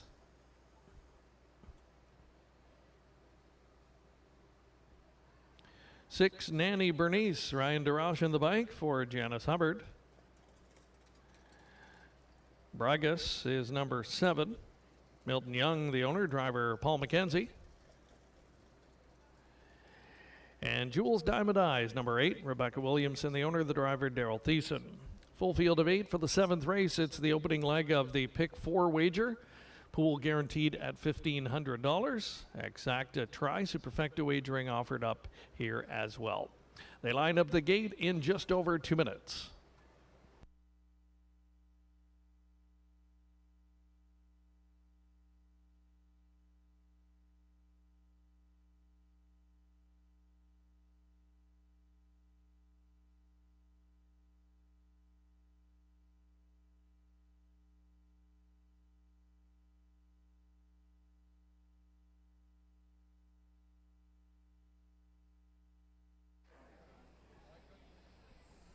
Just a reminder to get those lucky 7 ballots in. If the 7 horse wins this 7th race, we're giving away $1,400, and you can't win if you don't have your ballot in. Also, just to let you know that the 50-50 today is up over $500 to the winner, and the draw will be made following race number 8 this afternoon.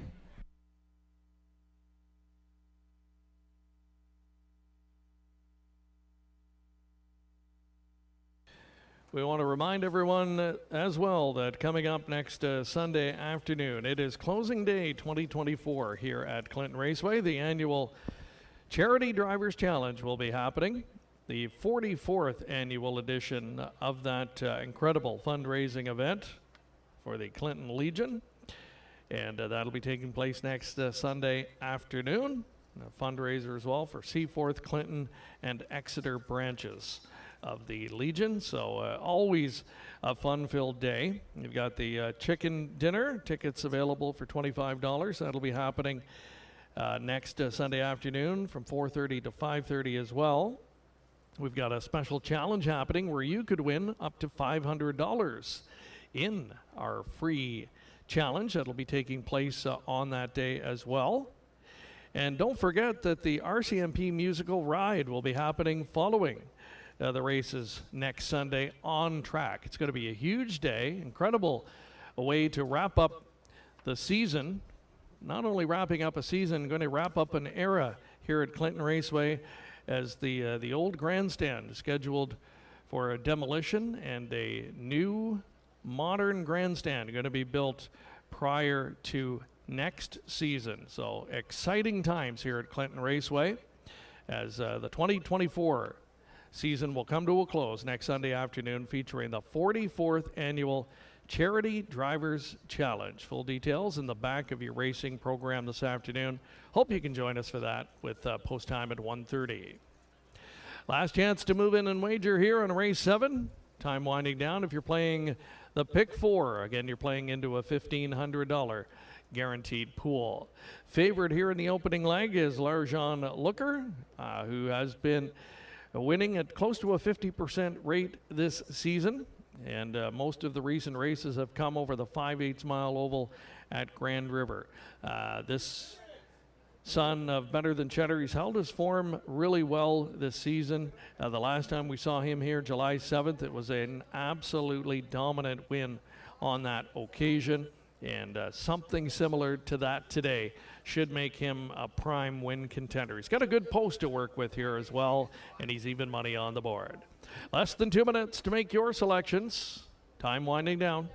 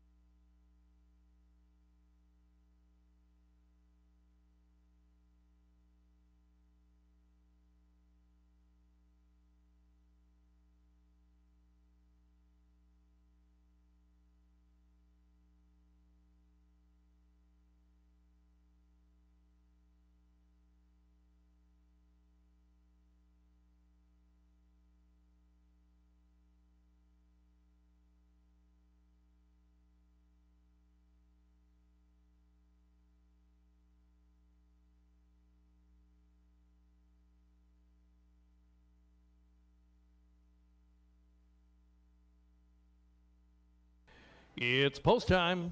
Starter calls.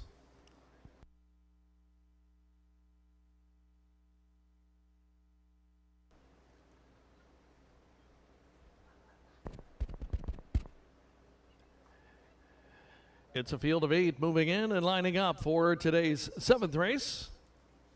As we start the late pick 4. 1 is Crazily, 2, Greystone Cheeto, 3, Hope and Pray. 4 is Larjon Looker, 5, Bala, 6, Nanny Bernice, 7, Brigus, and from the trailing post 8, Jules Diamond Eyes. Full field of 8, race 7, top of the stretch.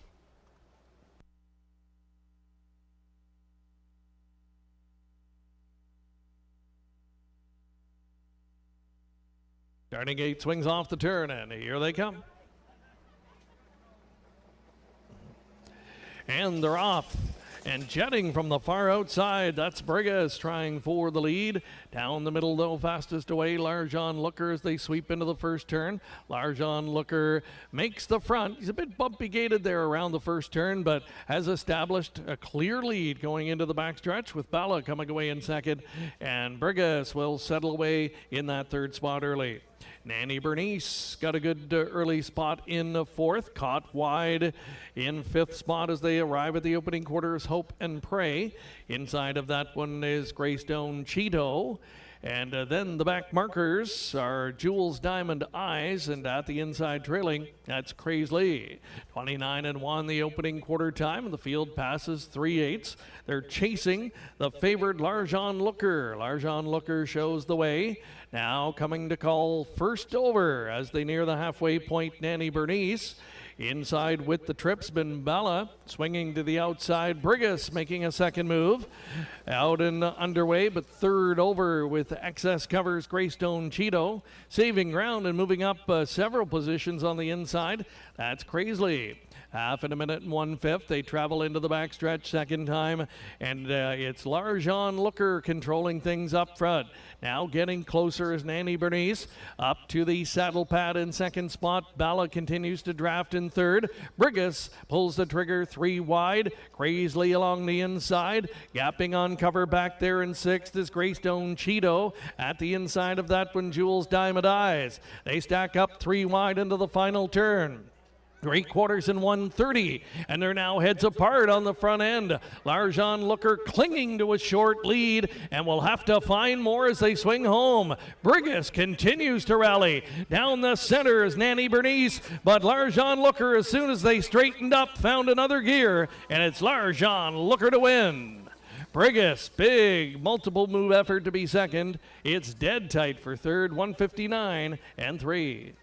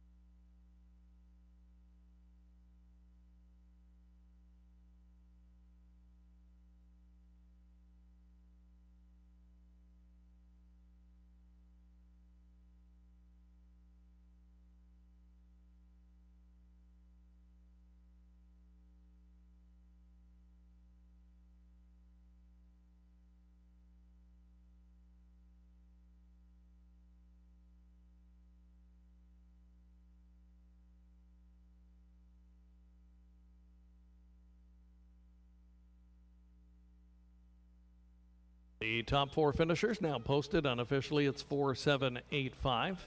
4785. Unofficially.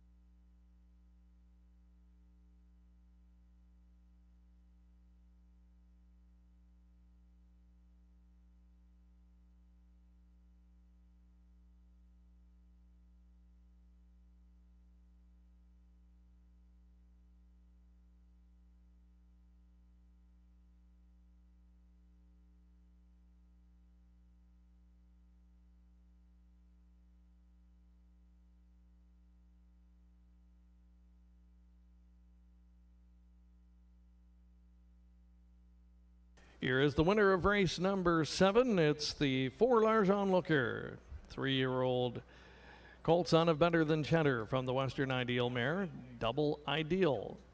Larry Lane of Goderich, the owner. Back-to-back training wins on the card for Pat Bissett and Todd Ratchford in the driver's seat for the victory. The colt now 4 for 8 on the season. And gate-to-wire victory today, 159-3 in the Don Dupy Memorial Pace. Don Dupy, long time prominent horse owner in the area.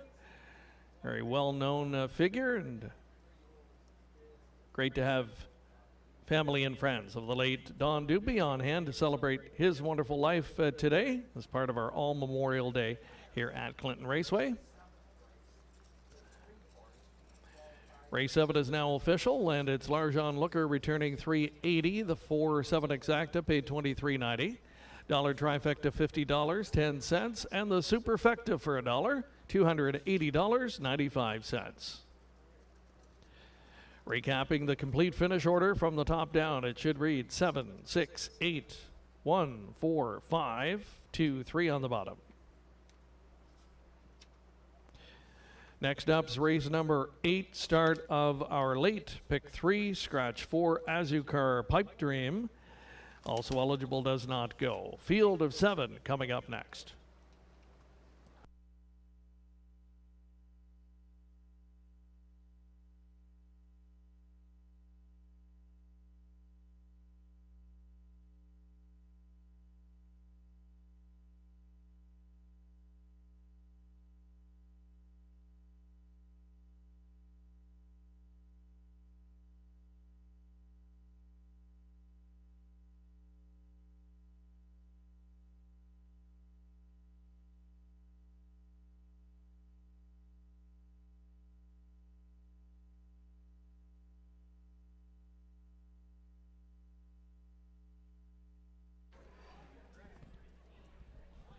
Well, the 7-horse did not win that race, but it was pretty darn close. So we've got $25 in slot play, and the winner of that is Irene Carey. Irene Carey, you won $25 in slot play. For Gateway Casino here in Clinton, you can pick that up at the program table under the grandstand.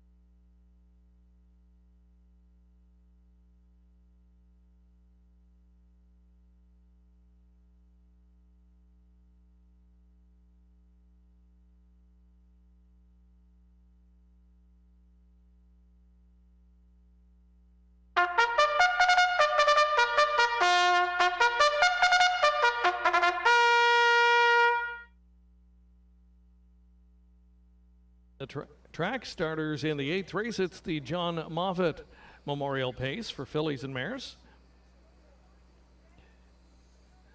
1 Black Creek Rosebud, Chris Haskell, Tanner Glanville, Ken Colhoun, and Ben Rathwell, the owners. Driver, Lorne House. Number 2 is Credit Kwai. Larry Lane owns. Todd Ratchford drives. 3 is Early Bird Special. Jeff Mayhew, Rebecca Masters, and Derek Romano share ownership. Daryl Thiessen at the bike. 4 is Scratched. Number 5, Little T Shen Go is the owner. Lewis Gregg doing the driving. Lisa's All In 6. Courtney Robson, the owner. The driver, Jay Harris.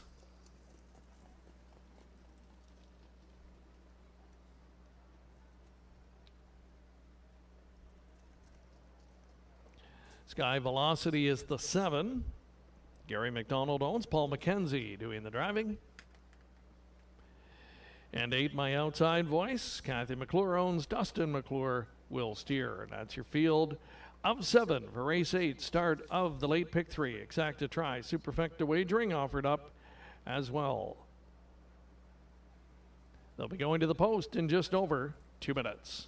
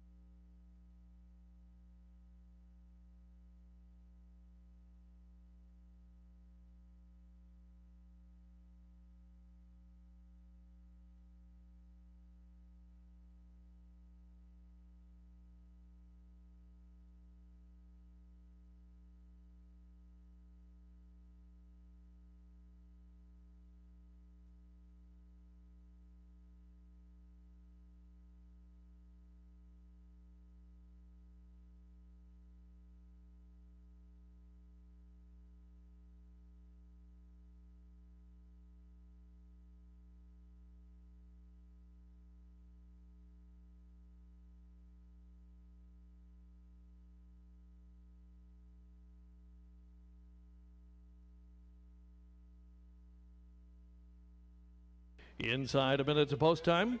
Race number 8. Your last chance if you're playing the late pick 3.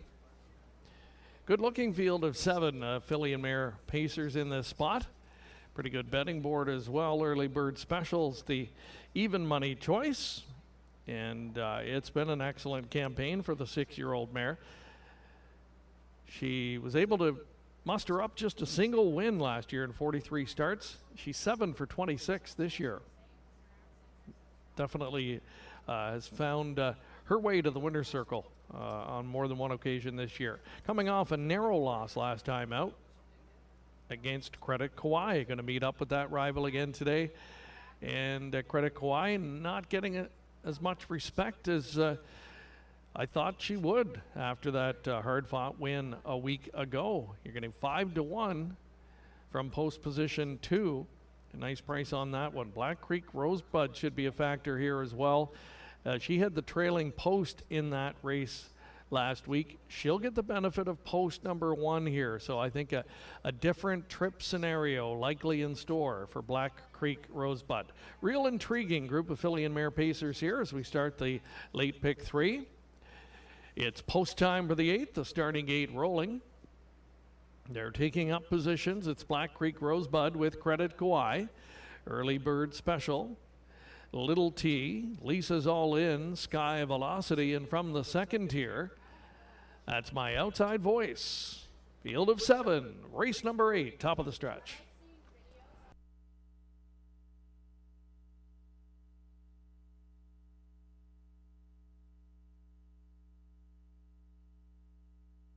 Gate swings off the turn, and here they come.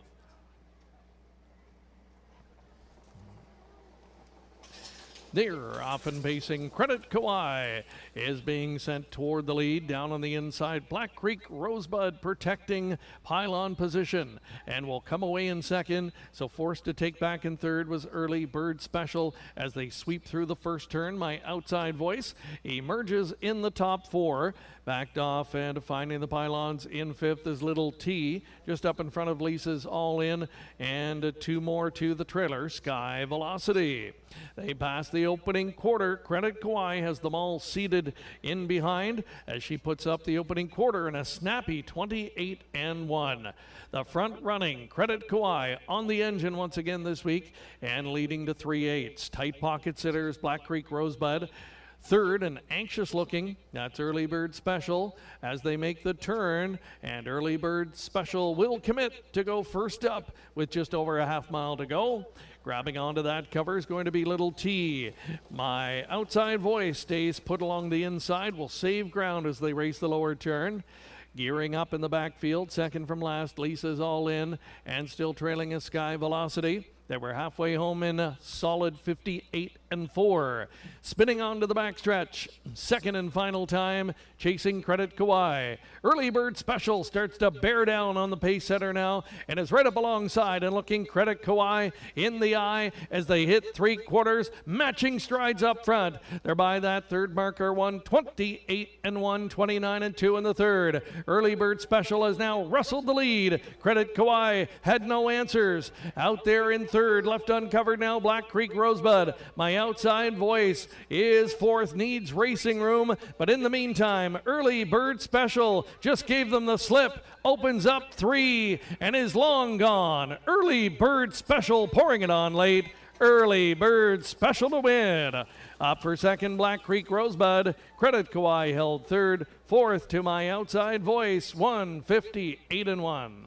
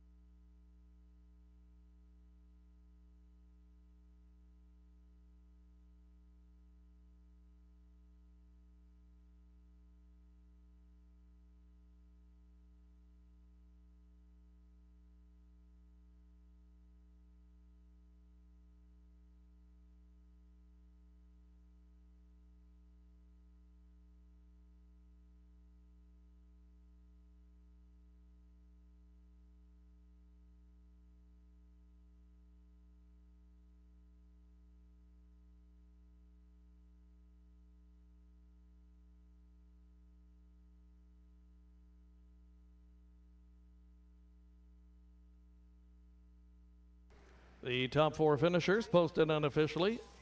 It's a 3-1-2-8 top 4.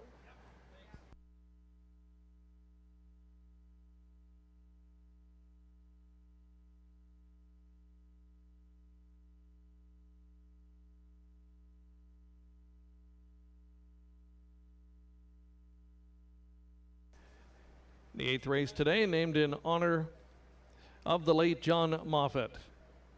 John, who began his racing career in London, Ontario, back in 1969 with the purchase of his first standardbred horse. At the time, purchased with a friend, and it would lead to a lifelong involvement in the sport from there. John and his wife May ended up purchasing a farm in Huron County, and the Moffett family, familiar faces over the years at Hanover Raceway, Goderich, and Clinton, also making appearances along the way at Orangeville and Elmira. Family and friends continue to enjoy the sport and enjoy the many friendships that have been established throughout the years of involvement in the wonderful industry that we are all a part of. And happy to have the friends and family of the late John Moffett trackside for his memorial race here, race number 8, as we welcome back the winner, number 3, Early Bird Special. 6-year-old daughter of Better's Delight from the Red River Hanover mare, Miss Sand Creek. Owned by Jeff Mayhew, along with Rebecca Masters and Derek Romano. It's Lindsay Kerr doing the training. That's her second training victory on the card. Another driving win on the program for driver Daryl Thiessen. It's the mare's 8th win in 27 this season, 15th lifetime, 158-1.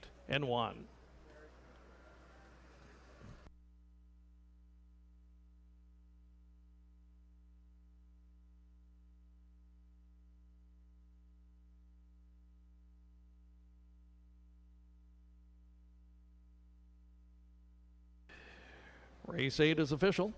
Price is posted. Early Bird Special, $3.80. 3-1 exacta paid $7.40. The dollar trifecta, $9.30. Dollar superfecta, $65.30.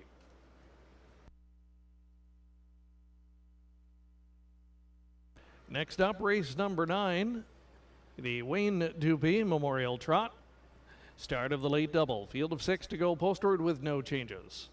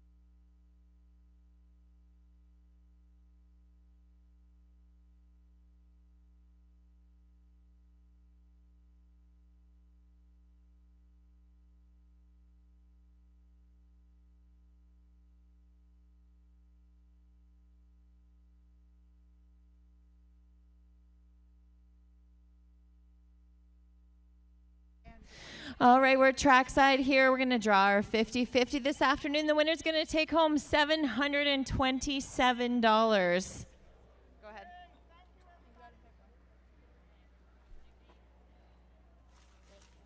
Do what you want.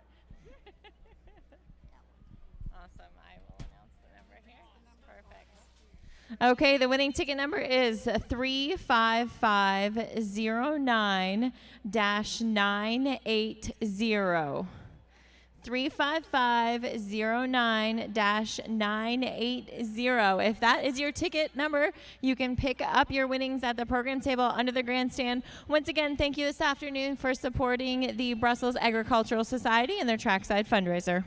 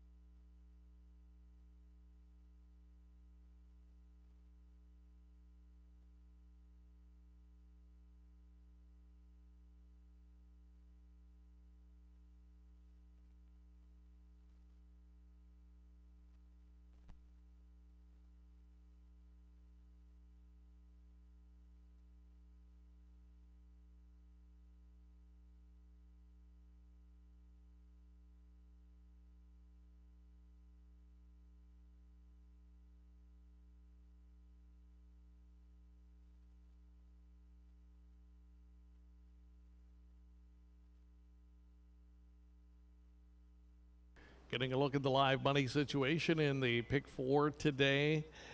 Pool just a little bit shy of $1,700, $292 and change of live money remains in the pick 4. We're halfway through that multi-leg sequence. Don't forget, got a big carryover into the Super High Five today as well, so we're going to end off the program with a High Five carryover in race 10. Carryover at more than $1,280. We're guaranteeing the pool at $4,000. So still time to formulate those Super High Five tickets in the 10th and final. We've got the 9th coming up next, start of the late double.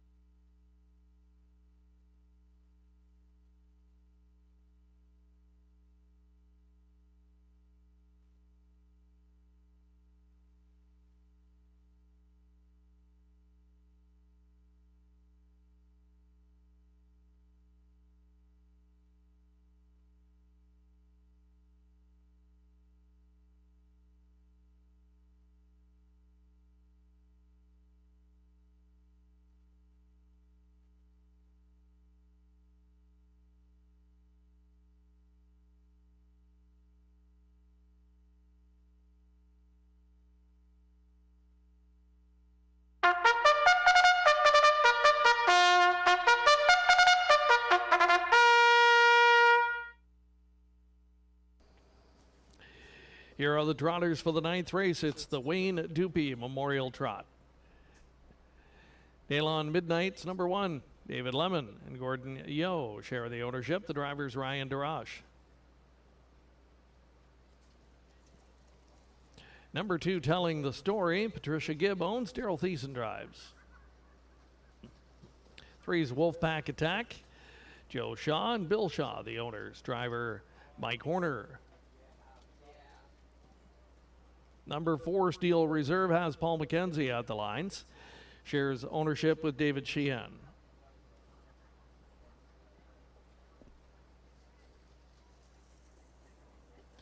Skoden is number 5.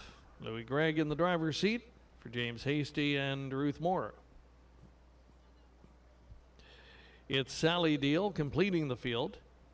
Dave and Arlene Hustle and Nancy DeHolster share ownership, the drivers Lord House.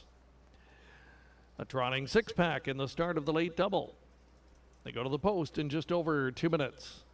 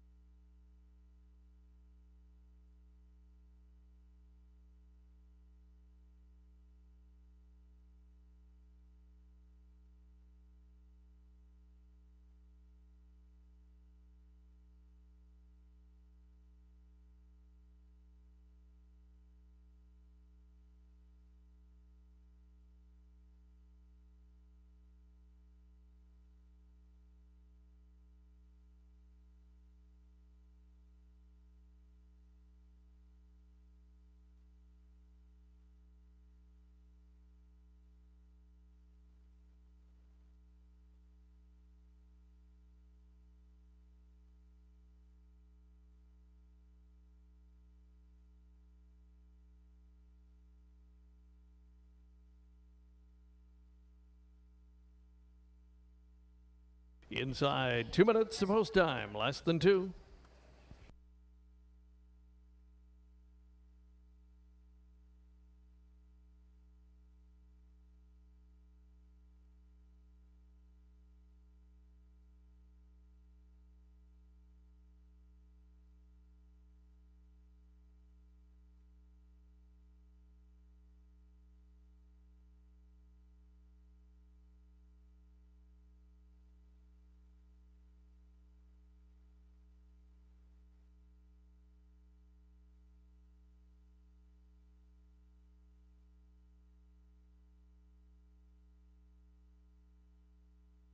Coming up to your 1 minute warning for the 9th race. It's going to start the late double wager. And the even money choice, Daylon Midnight, your post 1 starter. A lot to like, I think, about the horse in this spot. Getting some class relief, that's a big key here. Had been out of action since the end of May. Was given a bunch of time to freshen up. Was slated to go in June and was scratched, and again, long absence away from the racetrack. So last time in the return here at Clinton, was up against tougher company and saddled with the outside post. After getting away 8th, I think did about all that could be expected, past half of the field to finish 4th.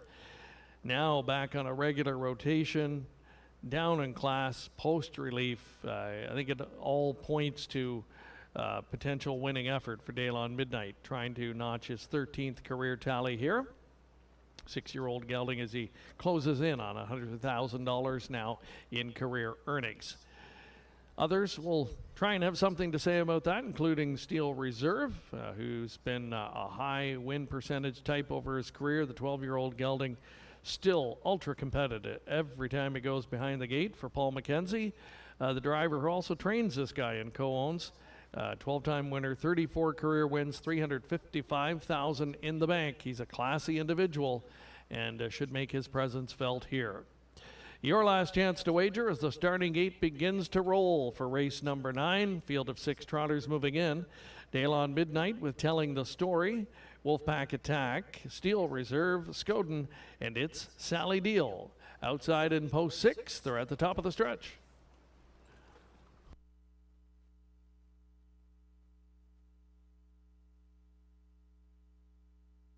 They're approaching the start. And they're off. That Steel Reserve under urging, trying to push the gate away. Daylon Midnight through along the inside will challenge early as they square off through that first turn. It's Daylon Midnight now asserting himself and taking command as they pass the 8th pole. Steel Reserve will gladly take the pocket trip from here. Telling the Story came away in the top 3. Then it's back to find Wolfpack Attack, situated in 4th early on. The 5th one is Scoden. It's Sally Deal is the trailer, and already getting underway from the back of the pack. The field of 6 by the opening quarter in 30 seconds flat. It is Daylon Midnight in complete command here as they trot over to 3-8. Steel Reserve, the veteran, drafting in 2nd. Now working her way up on the outside to be 3rd. That's It's Sally Deal as they make the turn. Following that cover will be Wolfpack Attack up into the top 4 now. 5th and saving ground is Telling the Story, and the trailer also swinging to the outside. That's Scoden as they begin to pair up, trotting to the lower turn. 3 in, 3 out, half in just 1:02. And it's Daylon Midnight, the ball in his court with 3/8 of a mile to trot. Making it up to the wheel in 2nd is It's Sally Deal. Steel Reserve just biding time along the inside. 3rd on cover but gapped slightly is Wolfpack Attack as they pick it up now going to 3/4. Daylon Midnight on the inside. It's Sally Deal, been parked a long way but still trying. Down on the inside, Steel Reserve loosely gapped in the pocket. 3/4, 1:32 flat. 30 seconds in the 3rd quarter, and they've got Daylon Midnight to try and track down here, but that one looks strong with an eighth of a mile to go. Steel Reserve reemerges in second spot, will swing to the outside for the drive. Daylon Midnight, Steel Reserve trying to close in, telling the story down on the inside with Late Trot, but they're not catching Daylon Midnight. Daylon Midnight all the way on the front end, telling the story, came through for second. It's close for third in 2:03.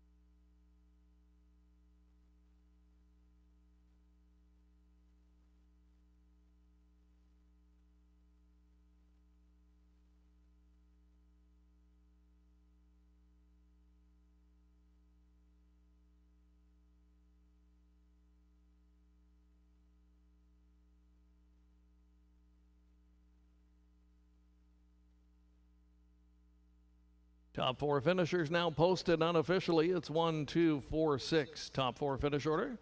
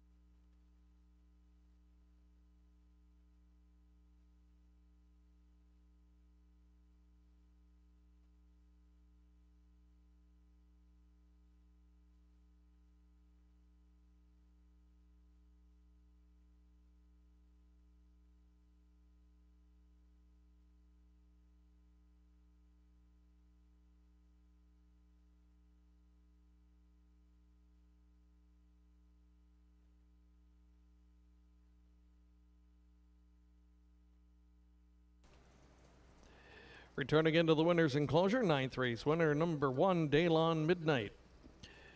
6-year-old gelded son of royalty for life from the Super Pleasure mare Daylon Marvel.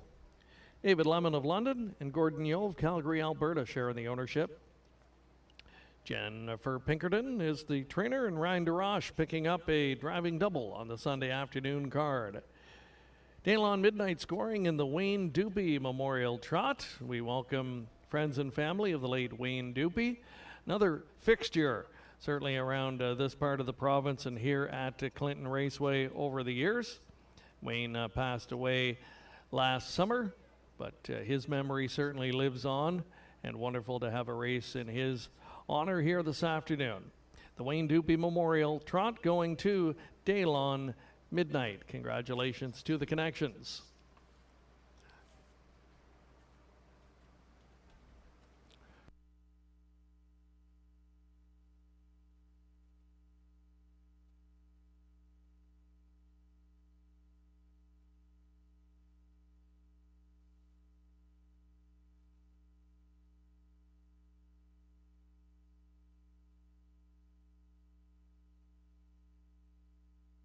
Daylon Midnight returning $4.30. The 1-2 exacta paid $27.60. Dollar trifecta $27.65, and the dollar superfecta $53.85. The complete finish order in the ninth, top down, should read 1, 2, 5, 3, 6, 4. Coming up, 10th and final this afternoon, it's the Ken Joyce and Robert Taylor Memorial Pace. Field of 8. Super High Five finale. Don't forget the carryover coming in today, more than $1,282. Pool guaranteed at $4,000. And you've got just over 5 minutes to formulate your tickets if you're playing in today's Super High Five with the carryover to wrap up all Memorial Day here at Clinton Raceway. And the next voice you're going to hear, voices, I should say, for the post parade, we've got Maddie and Liv, the birthday girl Liv, will be helping out Maddie, and they're going to handle the post parade of the upcoming 10th race in just a few minutes.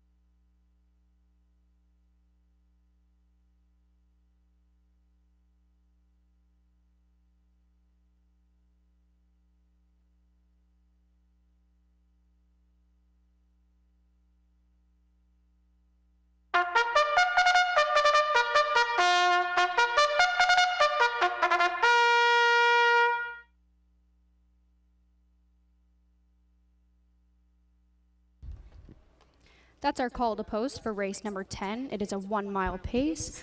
Memorial for Ken Joyce and Robert Taylor. Horse number 1, He's Touring, will be driven by Todd Ratchford, trained by Michael Horner, owned by RAW Equine Inc.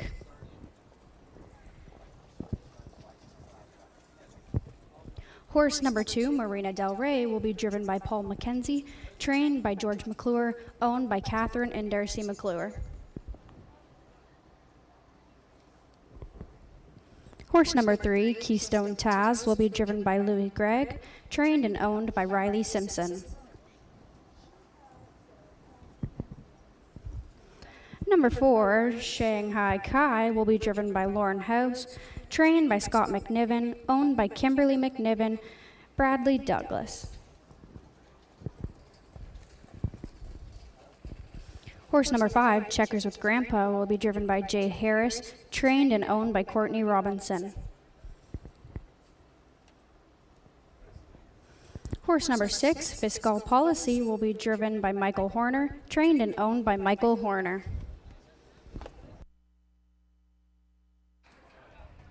Horse number 7, Miss Megan Sparkle, will be driven by Ryan Durage, trained and owned by Shayna Toll.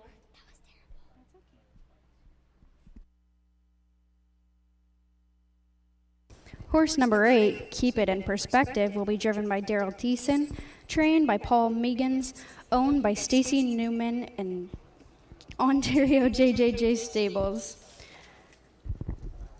We have a triactor, exacta, and superfecta with a high 5, $4,000 guarantee. Probable favorites of 1, 8, 2, and 4.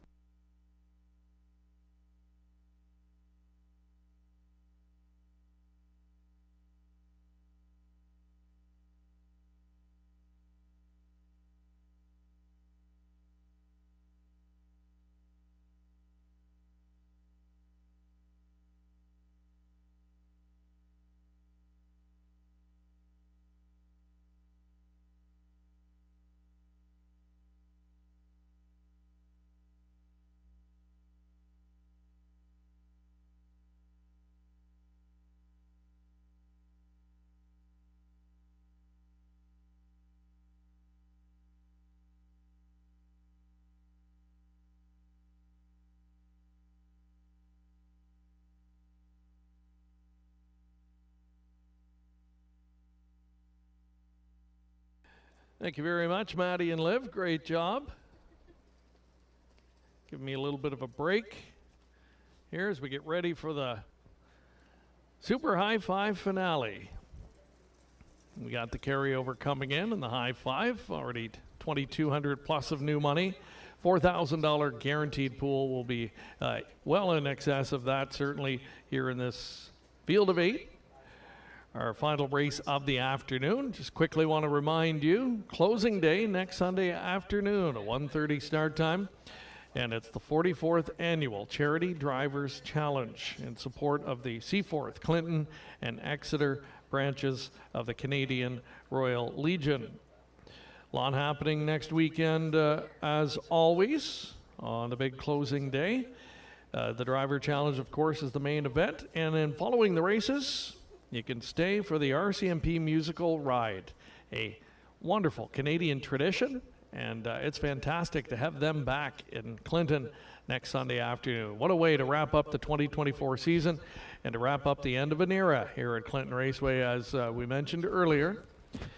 The historic grandstand here scheduled for demolition over the summer as they make way for a brand new modern state-of-the-art grandstand facility that'll be in place for live racing season 2025 here at Clinton Raceway. Still time to move in and make your wagering selections. We are under 2 minutes to post for race number 10. It's that Super High Five finale where Shanghai Kai, your post 4 starter, gets favorite status right now at 7-5. This is truly a wide open affair. This guy 7-5, but hasn't been able to win this season and was only able to find the winner's circle once last year. So at 7-5. That's the question that horse players have to ask themselves at this point. Risk versus reward here in what is a really wide open field, in my opinion, in race 10. It's the Ken Joyce and Robert Taylor Memorial, wrapping up our all Memorial Day here at Clinton Raceway. So just over a minute now to finalize your wagers. Post time for race 10 coming up next.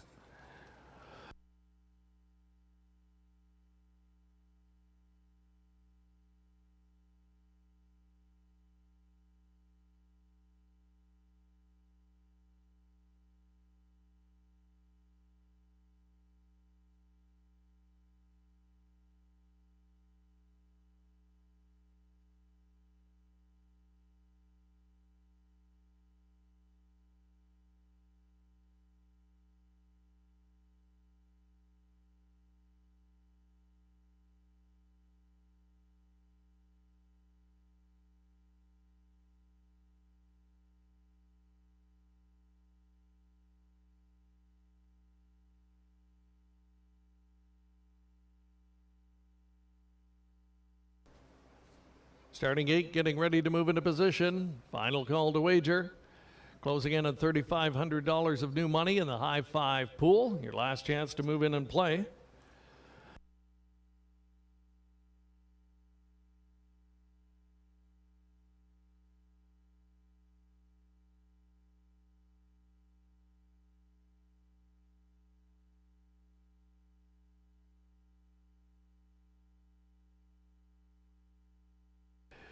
Field of 8 taking up positions for the 10th and final this afternoon. 1 is He's Touring, 2 Marina Del Rey, 3 Keystone Taz, 4 Shanghai Kai, 5 Checkers with Grandpa, 6 Fiscal Policy, 7 is Ms. Megan Sparkle from the trailing tier. Keep it in perspective. Field of 8, race 10, the finale, top of the stretch.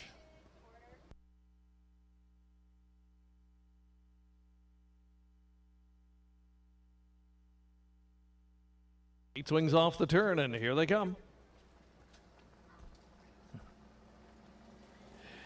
And they're off. Sluggish start at the inside for He's Touring. Fast away down the middle. That's Keystone Taz jetting to the front. And Keystone Taz will cross over. Coming on in between rivals Shanghai Kai as they stack up 3 wide through the first turn. Moving on by the opening 8. 3 wide and challenging is Shanghai Kai. Checkers with Grandpa's into the mix as well, and they are battling all the way to the opening quarter at Shanghai Kai, winning that early tussle and getting down to the pylons. Checkers with Grandpa's going to be left parked out, and he's under urging. Off the speed now, third Keystone Taz, 27-3. Huge opening quarter for this group. Marina Del Rey tightens in now from 4th. Big break of 5 or 6 to a lagging He's Touring as they wheel off the turn and move up in front of us now for the first time. Plenty of speed to chase in here. Getting underway from 6th is Keep It in Perspective. Ms. Megan Sparkle starts up from the rear of the field, and the trailer on the inside now is Fiscal Policy. They race the lower turn at 57-2. Shanghai Kai freewheeling up front, leads them past the 5/8 mark. Regaining second on the inside, Keystone Taz giving way abruptly. That's Checkers with Grandpa, now wheeling up 3 wide in the backstretch. There goes on the outside. Keep It in Perspective as they near 3/4. Also starting to gear up from the back of the pack is He's Touring. Fiscal Policy as well. 3/4, 128-2. Shanghai Kai still going. Outside, first over, and continuing to gain and inching in closer. Keep It in Perspective now to within a length and a half of the lead. Coming on from the backfield, He's Touring and Fiscal Policy. They're in the stretch. Shanghai Kai still there.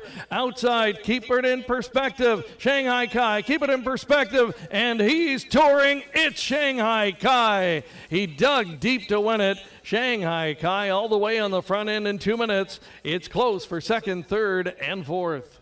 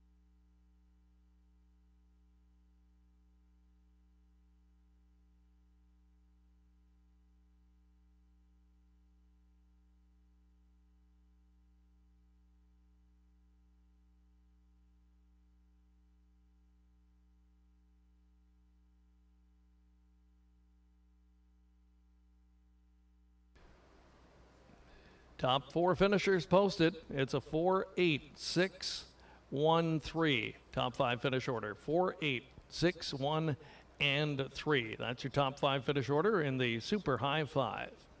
10th and final today, our final memorial race of the afternoon in honor of Ken Joyce and Robert Taylor.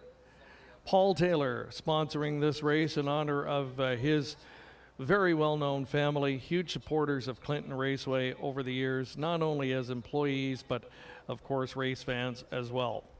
Father Ken, he was the paddock judge, the longtime paddock judge. Mom Joyce was the Standardbred Canada rep, also worked in the race office. Brother Robert trained and raced horses here at Clinton Raceway as well. Fond memories of the entire Taylor family. And thank you to Paul and other family and friends for honoring their memory this afternoon. Part of our annual All Memorial Day here. It's a wonderful afternoon annually at Clinton Raceway.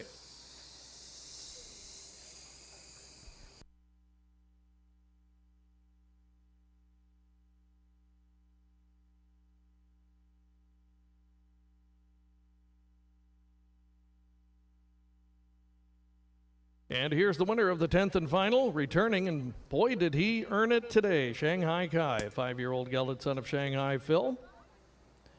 From the Aces and Sevens mare Shell Ace, homebred of Kim McNiven and Don Douglas. Brad Douglas shares in the ownership. Scott McNiven training, and Lauren House in the driver's seat for the victory. Lauren bookending today's 10-race program at Clinton Raceway. Shanghai Kai, first win in 12 this year, 2 minutes flat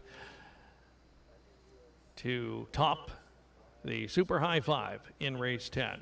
Again, 10th race today, the Ken Joyce and Robert Taylor Memorial Pace.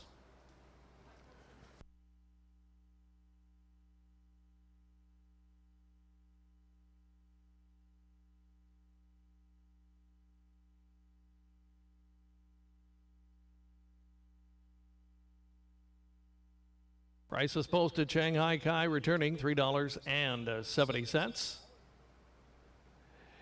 The 4-8 exacta paid $25.90.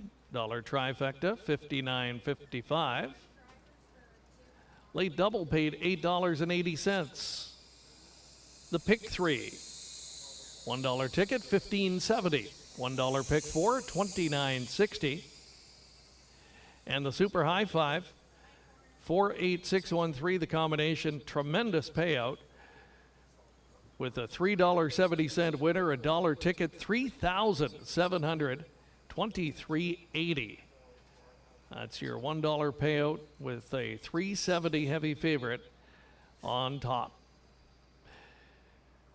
Complete rundown in race 10. Top down 465 18372 on the bottom. And that's going to conclude today's race program at Clinton Raceway, all Memorial Day. Again, huge thank you to the friends and family of all of the folks that were honored here today in memoriam. And we look forward to hosting this event again next season. Reminding you, it's closing day next Sunday afternoon, 44th annual Charity Drivers Challenge in support of the local Royal Canadian Legion branches. Hope to see you then. Post time is at 1:30. Thanks for being with us today, and enjoy the rest of your weekend. So long from Clinton Raceway.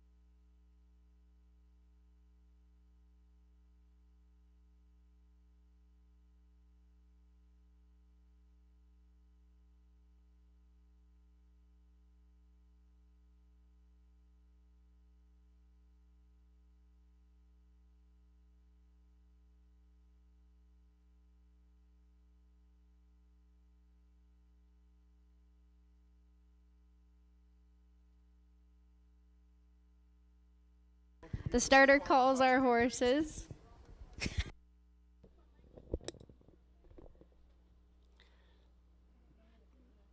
And they're coming to the gate.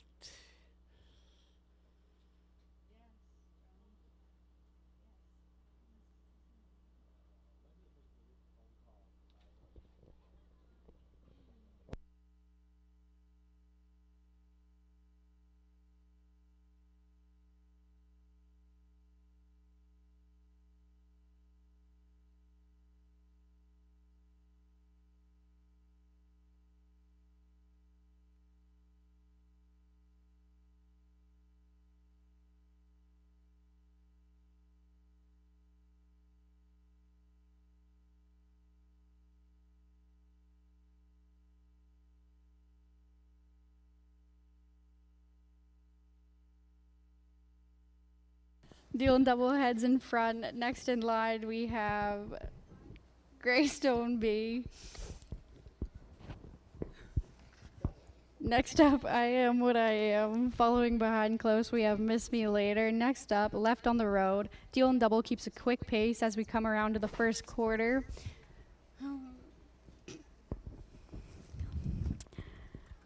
Our first quarter time, 30-4.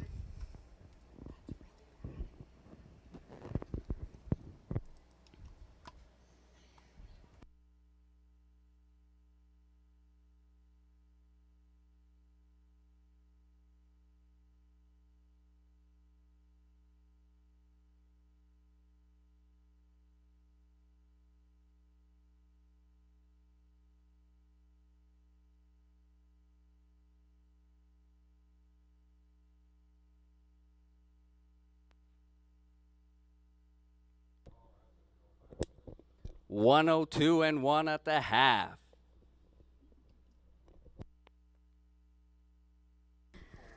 Same order, Greystone comes up against Deal and Double as they come to the third quarter. From the back, I Am What I Am makes a come up on Miss Me Later. As they come across the third quarter post, it is 132-4.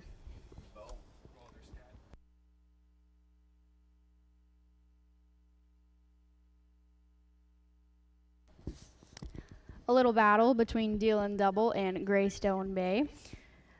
Little action in the back from I Am What I Am. As we come down the final stretch to the grandstand for the second time, it's Greystone Bay.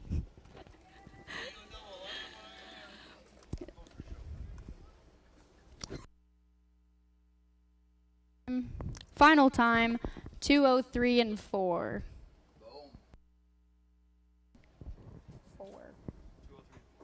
Good night.